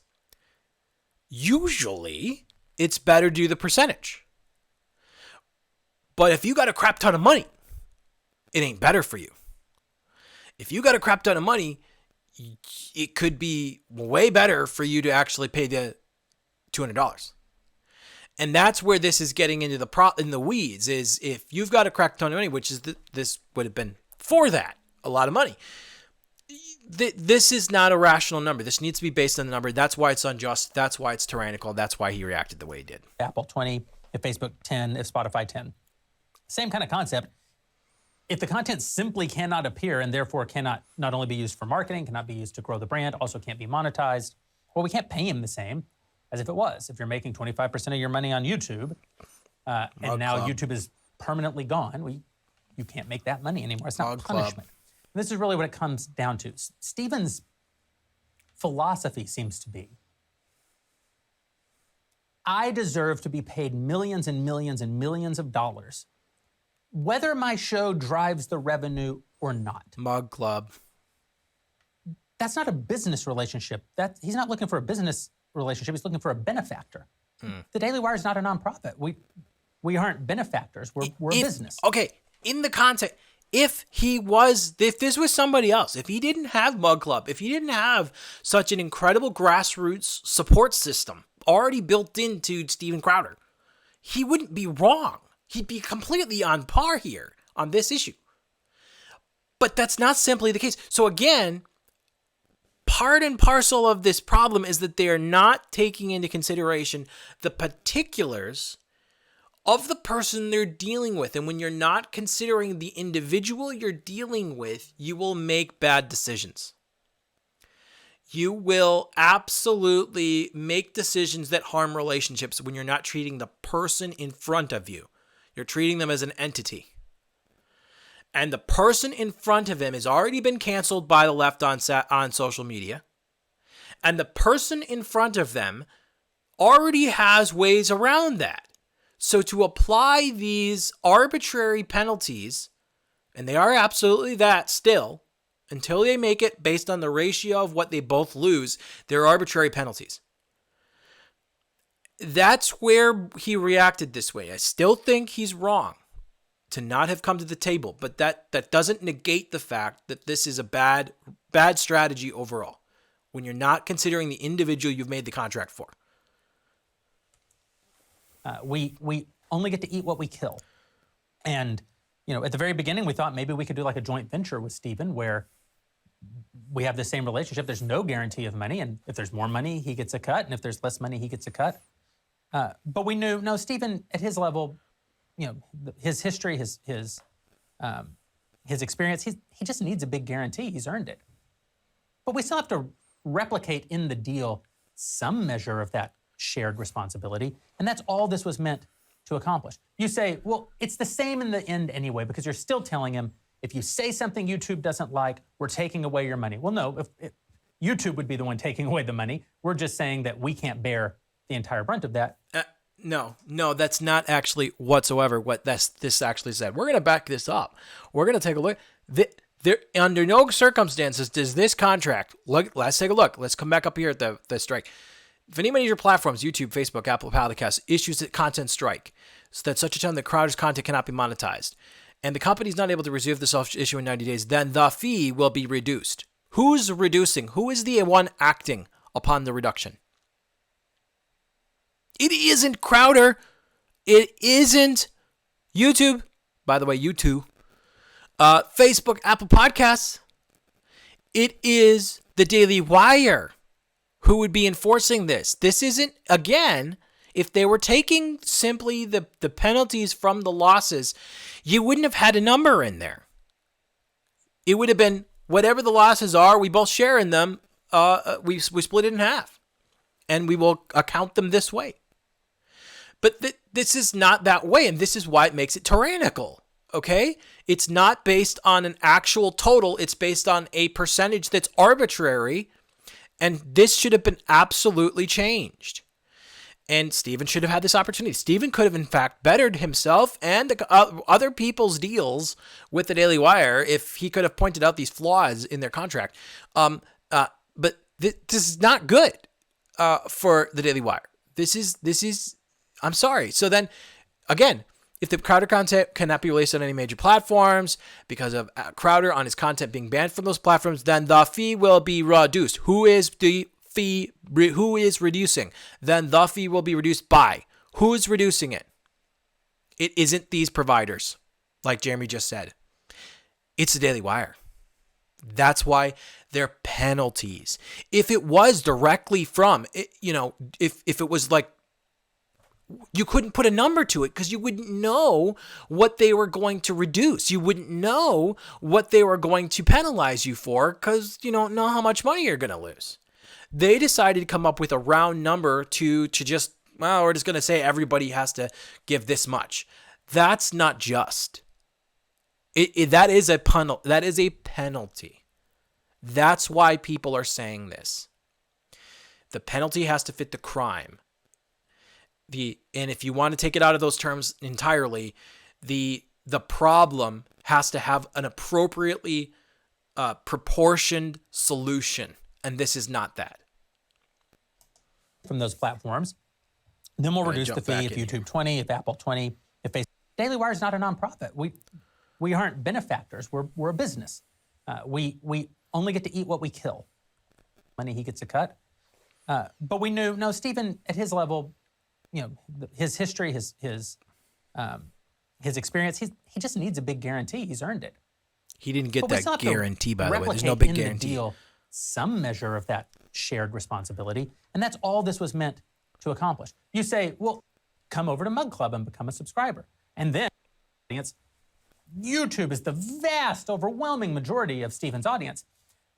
He can go on there and he can be risque and he can do what he wants to do, but he can be calculated too. And he can say, there are some things that I simply can't say. And we thought maybe we could do like a joint venture with Steven where we have the same relationship. There's no guarantee of money. And if there's more money, he gets a cut. And if there's less money, he gets a cut. But we knew, no, Steven, at his level, his history, his experience, he just needs a big guarantee. He's earned it. But we still have to replicate in the deal. It means Steven can go on YouTube, speak to, I actually kind of came up with this whole concept by watching Steven Crowder. I mean, I mentioned it before. Steven created this idea of Piss Off YouTube segment at Mug Club. And I saw it and thought it was genius. What does it mean? It means Steven can go on YouTube, speak to a huge audience. In fact, most of his audience, that's where they engage with him, right? The subscribers are a very small percentage of Steven's audience. Mug Club is a very small percentage of his audience. YouTube is the vast, overwhelming majority of Steven's audience. He can go on there and he can be risque and he can do what he wants to do, but he can be calculated too. And he can say, there are some things that I simply can't say here because these bastards hate free speech. For those things, come over to Mug Club and become a subscriber. And then for 30 minutes a day at the Blaze, he could say whatever he wanted. And I thought that was a genius thing, and I implemented it at Daily Wire because I was inspired by Steven, who, again, very talented guy, very smart guy. This is just meant to say the same thing. Hey, I want you to be thoughtful about what you say on the free part of the show, Doesn't mean I want you to say things that aren't true. Doesn't mean I want you to say things you don't believe. Doesn't mean I want you to bend the knee to big tech. What it means is I want you to preserve the revenue as best you can, preserve the audience as best you can, and then tell people there's a reason we're building these multi-million dollar platforms. There's a reason we have subscribers. It's so that That's rational. That's not the problem here. The problem isn't that, oh yeah, we should try to do what we can to keep on the platform because it gives us the most revenue. That's not what this is about. That's not what Stephen was objecting to either. This is about simply not having a proportioned response to the problems in which they both were facing. That's the problem. that there is a place where they can't take our voice away. They can't tell us what to say. So what should he do? He should go on YouTube. He should talk about the things that he talks about. And then he should say, listen, there's some new study came out about the COVID vaccine, and I want to talk about it, but these bastards at YouTube won't let me. Come over to Mug Club at Daily Wire Plus. Go over there and talk about it. And in that way, we keep growing his brand, bigger and bigger audience, more and more people. We have those revenue opportunities, and Stephen is free to say the things that he wants to see. I don't know why when he read this, he couldn't see that. I don't know why when we talked about it after the fact, and he was very upset with me, he couldn't see it. But I find it deeply offensive that he won't give me the benefit of the doubt, and even more offensive that he felt that he needed to air our disagreement about this section publicly. Now that is where we get to this part, okay?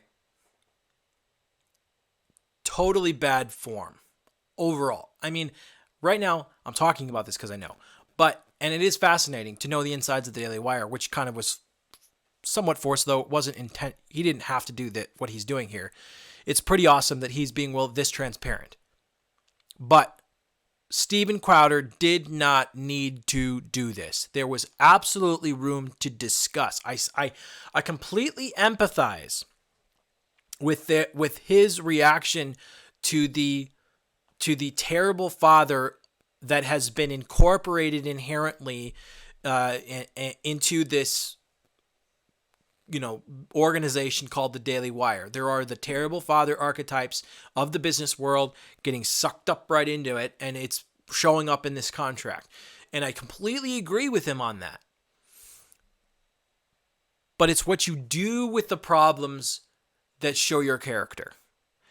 And herein lies my criticism of Steven Crowder, which you've heard for all along. There is no reason that Crowder, under any normal circumstances, shouldn't have had any reason to come back and say, okay, you can be very political about it. You could be very nice and tactful about it.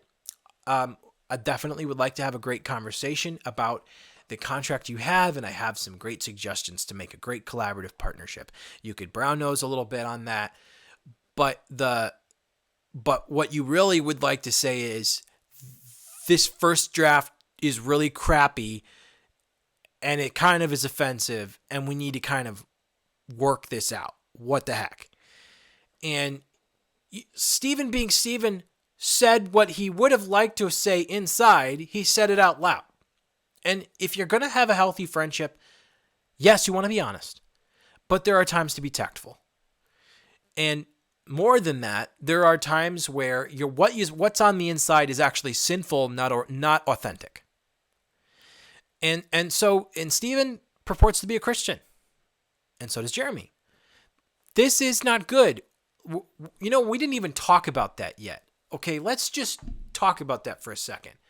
The fact that these are two brothers in Christ has not been addressed that I've seen in popular discussions about this at the moment. Matthew 18 applies here.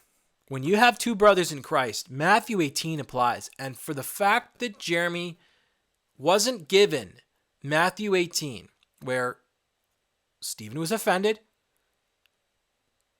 he should have had the opportunity to go to his brother and say, you offended me, and we're going to work this out. The third party is like, it would have been like the rest of his company having the next level, and then maybe inside the conservative movement would have learned more about the Daily Wire. But now that it's public knowledge, that's going straight to the congregation, as it were. And that principle should have been applied in this context. And the fact that it wasn't is problematic and unbiblical. And Stephen should repent. He should ask for forgiveness. He should be contrite about this. And I think, though Jeremy personally is probably going to be very damaged by this, and Crowder too, on his side of things. And they might not be able to repair their friendship, but they might be able to repair at least a collaborative relationship. And this is where I think the majority of the conversation has not been laid. There is a open door, I bet, still by Jeremy right now, that if he came to him, it wouldn't be a happy conversation. Words will be said, but hopefully he could come to some restitution, and there should be a public apology because this was done in public. And I completely agree with Jeremy here on Stephen's response. Stephen had all the justification in the world to be upset because traditional business is problematic and it does harm people. It's the terrible father being incorporated into the general essence of the way in which we do business, and that's not good. He was calling out the terrible father archetype within the business world. Good. But to react this way was not just, and Stephen should ask for forgiveness and publicly apologize. And so that's what I'm going to say on that. Stephen's my friend.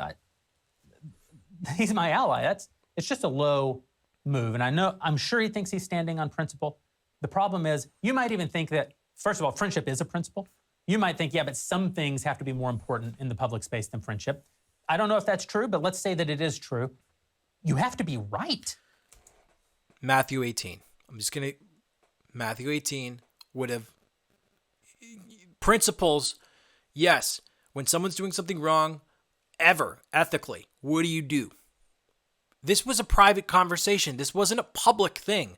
You rebuke someone publicly if what they did, which was unethical, was done publicly. That's the model that Paul showed us. You do not do this in private and make it public. There was no need for Stephen to do what he did. There was an absolute cause to be upset, but not to do what he did. And so he's not wrong here. Jeremy's not wrong that this was a problem in Stephen's approach, that you should have come to him as a friend. And you can see he's upset, like as any friend would. So is Stephen. It's a two-sided spat. It's going to hurt both people. This can be healed, but let me tell you, not the current way this has gone about. If you're going to burn one of your friends the way that Stephen burned us, and Stephen is wrong. I am not an enforcer for big tech. I am trying to maximize the reach and revenue of my hosts and my company, because no company spends more money than the Daily Wire directly marketing its talent. We spend tens of millions of dollars every year helping our talent grow, marketing our talent with real dollars. We spend tens of millions more building technology, tens of millions more on staff and support, building expertise, so that we can, over time, build a completely parallel system, a completely parallel economy. That is not a day's work. That is a generation's work. That is the work that we are engaged in. That's why we've had so many successes. You have been with us for so many of those successes. And I feel like Crowder really threw us under the bus and cheapened that and discredited all of it. He did. In saying that we're enforcers for the very people who hate us, the very people who shadow ban us and demonetize us. Yes, there is a time for using sunlight to disinfect. Daily Wire agrees with that principle. You only need to bring to light that which was being deliberately suppressed after you've done what you can to bring redress of the situation face to face. That's the principle that Scripture shows. Stephen did not give Matthew 18, and that is where he went astray in this issue. Not that he didn't have cause, but that his approach did not model Christ in his efforts. Jeremy has still kept the door open. Jeremy's modeling, I believe, things of the world that are not incorporated in Scripture in the approach of this process. And so he needs to be accountable for that. But that's what the relationship should have been. Look, I don't really think you realize, Jeremy, that there's some aspects of this that really kind of are old school. And not just old school, but can even bridge all the way into tyranny. You know, and you can have a conversation with your friend that's hard. He chose not to have it, which means he didn't have a friendship. And that's sad. And that's what Jeremy's sad about. And he should be sad. And I'm sure Crowder has his own issues too that he's sad about for other things that I'm glad I don't know about. But Matthew 18 should always be the governing principle of when you deal with a problem. You first go to the person first, and then you go to their leaders, and then you go up at the top to the next level, which is potentially the public. Give content strikes against us all the time, when all we're saying is, no, let's be smart about how we fight them. The rest of this document, you're welcome to read it. It's just legalese, and what it says is, if we decide to move forward, this isn't the whole document. We're going to have a longer document. We're going to have to negotiate these topics. Confidentiality. We're not going to tell people about the deal. He didn't sign this, so he doesn't have those confidentiality requirements, although I certainly expected some political or, I guess, personal and professional courtesy of him not going and reaming us publicly for making him an offer that he didn't like. I don't owe Stephen a job, and Stephen doesn't owe me a show. We opened up a conversation in good faith. We made an offer. He didn't like it. Now he's burning us. That brings me actually to what happened after. I sent this over. I did get on the phone with Stephen. Normally, this is the stage where you say, I like this, I don't like that, red line, and we move closer together. Instead, Stephen said, I'm not going to redline this. Not going to have my agent respond. This deal is garbage. You need to start completely over. I said, well, I'd like to talk through why we do it.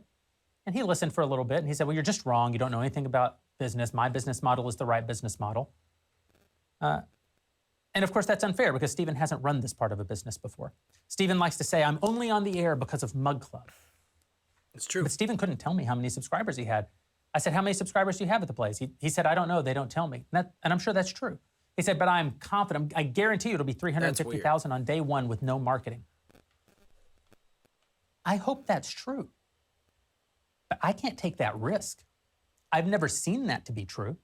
I've never launched any talent with $0 spent on marketing and picked up a third of the total subscribers that the entire Daily Wire has built in 8 years in business. I hope Stephen's right. I hope he makes unseemly amounts of money and is able to continue being an important voice in the movement for years and years to come.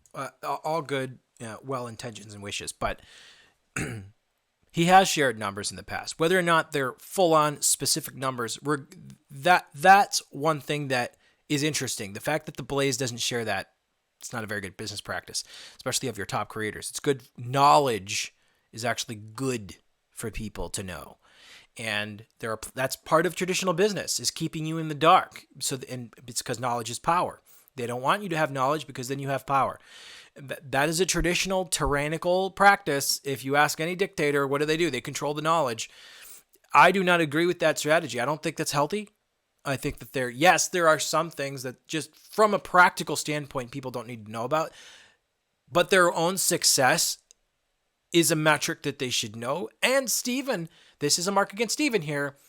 Stephen should have had these numbers on hand. The fact that he didn't have either somebody nearby who was on the call, who had it right there, or he wasn't prepared to pitch, that's problematic. And that goes against Stephen. That can only be laid at Stephen's feet. But that's not to say that Jeremy couldn't have asked for those specifics instead of judging Stephen for not having them in in play now. Just because he doesn't have it in play now doesn't mean there aren't realities to Steven's claims. He does need to back up his claims, but at this point, probably in the dialogue, there had been enough words exchanged where it was clear that they weren't going to make a pact out of this. This wasn't going anywhere. So, but regardless, it still would have been Jeremy's prerogative to just say, can you come up with the evidence?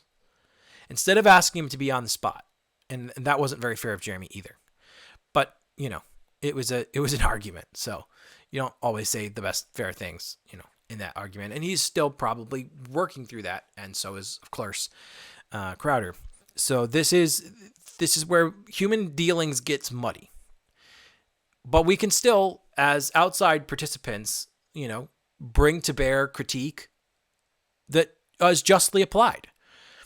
It was completely possible with what we know of, what the public knows of Steven's numbers, that Mug Club would have made a substantially stable relationship for Crowder to just come and act without feeling like there's going to be any penalties against either one of them. This was a more secure deal than Jeremy was making it out to be. Jeremy was making this entire contract out as if he was the sole breadwinner. When you've already got an established audience that is solid, just because you don't have the numbers on hand, which he should have, but regardless, doesn't mean that the numbers aren't solid. And he should have known that. He should have done the research enough to know the validity of what he was talking about and the potential of what that meant for him in the stability of what he was asking. So that's on Jeremy. And so this is a shared issue. Now, again, it still goes to show you, I'm going to play the rest of this episode, but it still goes to show you more about the issues with conventional business mindsets and what I believe Crowder is now trying to switch into, which is not that. His approach has been terrible, but his position is not. His approach is terrible, his position is not. And that's the key here. And that's what we need to keep in mind towards the end of this. But that's not a risk that I could take. Steven implied that he not only didn't like this $12.5 million a year number that I offered him, but that he thought it should be closer to $30 million a year. That's $120 million over 4 years. There you go. Just for Steven's show. I would still have to spend those tens of millions of dollars every year that I told you about on things like marketing and infrastructure and technology but then you to have support the Mug show, Club. the part that Steven's never done. As soon as he said that, I knew we'll never get to a deal. I can't guarantee $30 million a year. I didn't know how I was going to pay for 50. I thought, not that he isn't worth it, but that's a big risk. $120 million is an incalculable risk for a company our size. And again, I'm not saying Steven isn't worth it. So part of Steven's problem here was he didn't pitch Jeremy. So Jeremy came forward with the contract. See, what Jeremy was asking for in the beginning was, I'd like to have a conversation. Let's sit down and talk about these things, then we can go through the numbers together. And he's like, no. Crowder's like, no. Crowder's lawyer said, no, I only want to see is the contract. And that precluded the opportunity for Crowder to actually give a pitch for why his services are worthy of the kind of contract he was looking for, because he's so stable. And this goes to show, again, does he even really need a platform? I don't think so. Not when he has this very solid audience that's honestly going to do all the promoting for him. So I don't know. I don't know if that's necessary. So this is, again, another question of whether or not this was a good fit anyway, just on its face. But the fact that this turned into a big problem definitely was from both sides. And the reaction should have been, all right, let's workshop this. And I think, clearly, it seems like the Daily Wire would have done that. Who's to say? But it from what it seems like, that seems like the door was open and Crowder voluntarily shut it because he's been burned by all these other companies. Well, he just burnt a bridge that he didn't need to burn. You know, you didn't have to burn the bridge. You could have had an engagement, talked about philosophy, and made a plea for a future of work that would be more consistent with the ideals that he was looking to model, but didn't have that opportunity. He ruined his own opportunity there. We do that to ourselves sometimes. It sucks, and we have to learn from it, and hopefully Crowder does. I hope he is. I hope he builds his own business. He'll make a ton of mistakes. He'll find out that he's wrong about a lot of how the business world works. He'll learn and he'll grow because he's a smart, talented guy. And I hope he gets to a place where he's proving me wrong and he's making all that money. But that just was not a deal that the Daily Wire could possibly make. And understandable. We'd have to pay it even if he lost all the revenue, or even if he lost enormous chunks of the revenue. It was just an impossible situation. And so Stephen said, we're going to throw this deal out. Not even going to mark it up, not going to negotiate it. Start over, send me a new deal. And because of his talent and because of our friendship, I thought about it for a minute. That was Stephen's injustice. Guess? Just guess? What? You can't have let us into how we're going to hit the target together? I have to guess at the target? Yeah, not good. Talked to my partners about it for a few minutes. And I just realized what I already knew in my heart, which is Stephen's not a team player. That's not a knock. He has an enormous individual talent. But he's not going to be happy unless he's out on his own. And so I called him up. I said, hey, we're not going to send a follow-up offer. I want you to hear it directly from me, not from lawyers and agents. I said, but the kind of deal you're looking for is not the kind of deal that we can make. He was super gracious, appreciative, kind. Well, that's good. Agreed to continue forward as we always had as friends. We do favors for each other. I told him, if you stay at the Blaze or if you go off on your own, go to Rumble, go wherever, we're going to continue to write stories about you and promote you and have you on. We want you to be as successful as humanly possible, and we want to contribute to that. And we went our separate ways. That's good. And months went by. October goes by, November goes by, December goes by. And then a week ago, in January, Stephen called me. And he said, hey, man, I can't unsee this contract that you sent me. And I said, well, it's not a contract. It's a non-binding term sheet. It's a conversation starter, but okay. And he told me his perspective on it, that we were not paying him what he's worth, that we don't understand Two conversations. his great business mind, and that it's going to go exactly the way that he thinks, and we're all going to be proven wrong. I said, again, I hope that's true, Stephen, but that's not a risk I can take.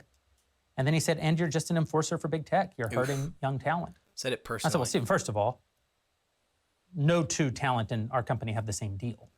Every deal is different because there's different circumstances. This is the kind of deal you make to protect a 9-figure investment. You can't pay 9 figures in expenses, even if the revenue dries up. That isn't possible. It's not prudent, but it also isn't possible. And he wouldn't let it go. He was very angry. And I got very flustered. I didn't expect him to be calling and laying into me the way he was. I'd never experienced it before. I didn't make the best defense of the deal that I probably could have because I was so caught off guard. I mean, I made a decent defense of the structure of it, but I was really taken aback. And then I told him, well, I'll take it under consideration, bud. And we got off the phone.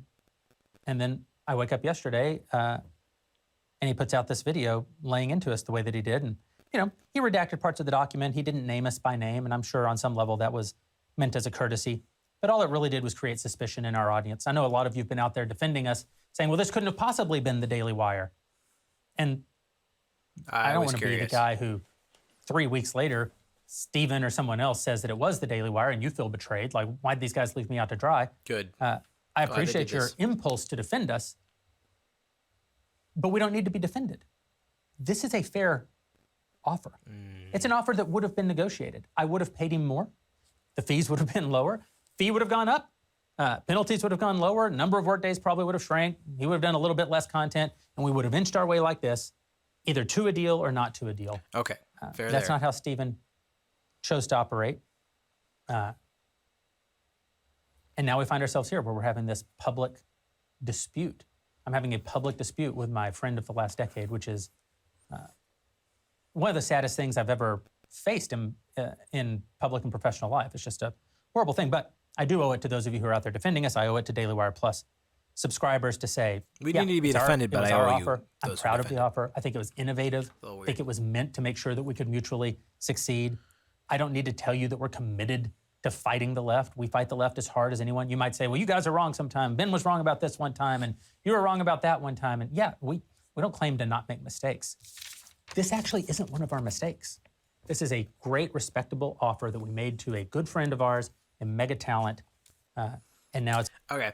That's like saying any Broadway director, any writer anywhere, their first draft looks like crap.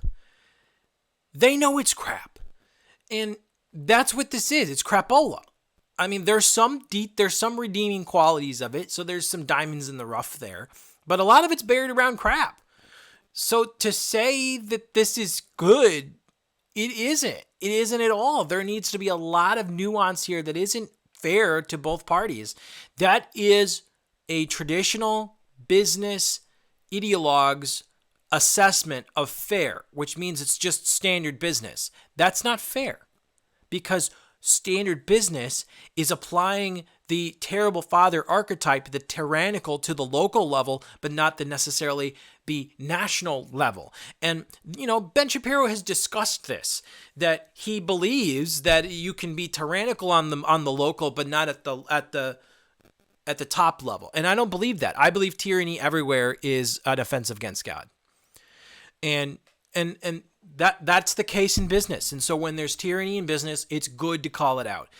Crowder did a terrible job calling it out. He had opportunity. He had a relationship with somebody, and all he did was react to the problem. And look, I guess all of us have been here, right? Take a look at your thinking. Think of your own story. You've had these moments too. So keep that in mind. Be genuine about your criticism, because, dude, we've all stuck our foot in our mouth when we ourselves do the very thing that we're criticizing, and it is easy for us to do that. But that being said, analysis of truth can be broken up in the different ways we're analyzing these as the public, as a media professional, which is what I am. It's healthy for us to discuss these things. And I do not agree with Jeremy's analysis that there is nothing wrong with this document. There is a lot wrong with it. It is conventional business, which is tyrannical. And that's why people called it that they were a part of big tech. Now, that is not true in the sense that they are not deliberately or knowingly perpetuating big tech ideals, but they are doing so by not criticizing themselves in the context in which this is being held. And it's partially because it's a stronghold that many Christians have, that they do not apply biblical ethics to the workplace. And like I've pointed out, Crowder did not apply biblical ethics to dealing with a problem either. So both sides, though the positions that both of them take have more weight to one than the other, which I would say the position that Crowder's taking is correct. Tyranny everywhere must be called out and eliminated. As in, we should purge it deliberately of ourselves. We know we become tyrannical. We need to be aware of that. Someone pointing it out in ourselves, it's hard to take, but iron sharpens iron. But when it comes to actually applying this in relationships, that's where Crowder's sinfulness came into play. Hopefully this gets resolved, because these two brothers are brothers in Christ, and they need to find some way to reconcile if they can. But the truth of the matter is, just because it's been done in the past does not make it ethical. And just because it's standard does not mean it's not problematic, whether it's in principle or in practice. And relying on the traditions of the past, by the way, this is why the traditions of the past deserve critique, though preserving the essence of the past while in adopting its form. Essence and form. And this is the job, this is the essence of what America is, and this struggle is what America is. The fact that we're even having this kind of struggle is very much an American ideal. Even though this wasn't the best way, the approach and outcome that was possible in this struggle, this is part of it, is we are wrestling with the realities that the perceptions and realities and lack of application of the ethics that we claim to believe in the particularities of the situation in which we find ourselves in. And so Crowder's criticism of those people who run large corporations is that they perpetuate the terrible father archetype of the business culture and assume that since they do, since it's normal, it's fine. Or since it's at least not current day normal, if it's 1980s normal, it's ethical. And that's not true. It's a logical fallacy. It is also, it is just a mechanism that we use to protect the areas of our life that we have not given to the Lord. And when people call you on it, it's hard. But the way you call people on their ethical issues matters. You're not going to get the response that you're looking for. This should have been done in a loving fashion, speaking the truth in love. When you see a friend of yours going down a pathway that leads to either tyranny or malevolence or heresy, you do what you can to restore that brother. And Stephen did not approach this in a way that would restore his brother. And that's the criticism that we can lay upon the situation for Stephen. And Jeremy, part of this is he's assuming that everything's just peachy. This is business is normal, but business is normal when you examine the ethics. You have to examine where those ethics lie, and they do not come from Scripture.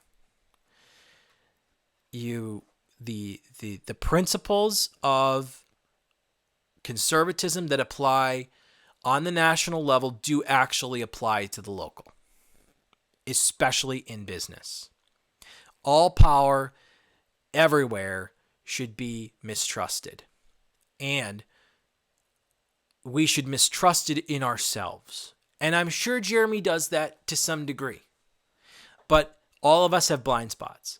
And Crowder had the opportunity to confront his brother on this blind spot without becoming someone who he saw a nail and so he smashed it with a hammer. And I have a feeling that is the way he approaches life. I mean, his character, the person he's on camera is him. And people like that. That's why they like Trump. And I forget who was talking about this. This might have been Tim Pool or Jeremy from the Quartering. There's a reason why Crowder is liked, and it's because he's very similar to Trump. And you see a problem and you smash it. And the problem with that is you actually create more problems, you create more destruction around it than if you would have tried to approach it properly.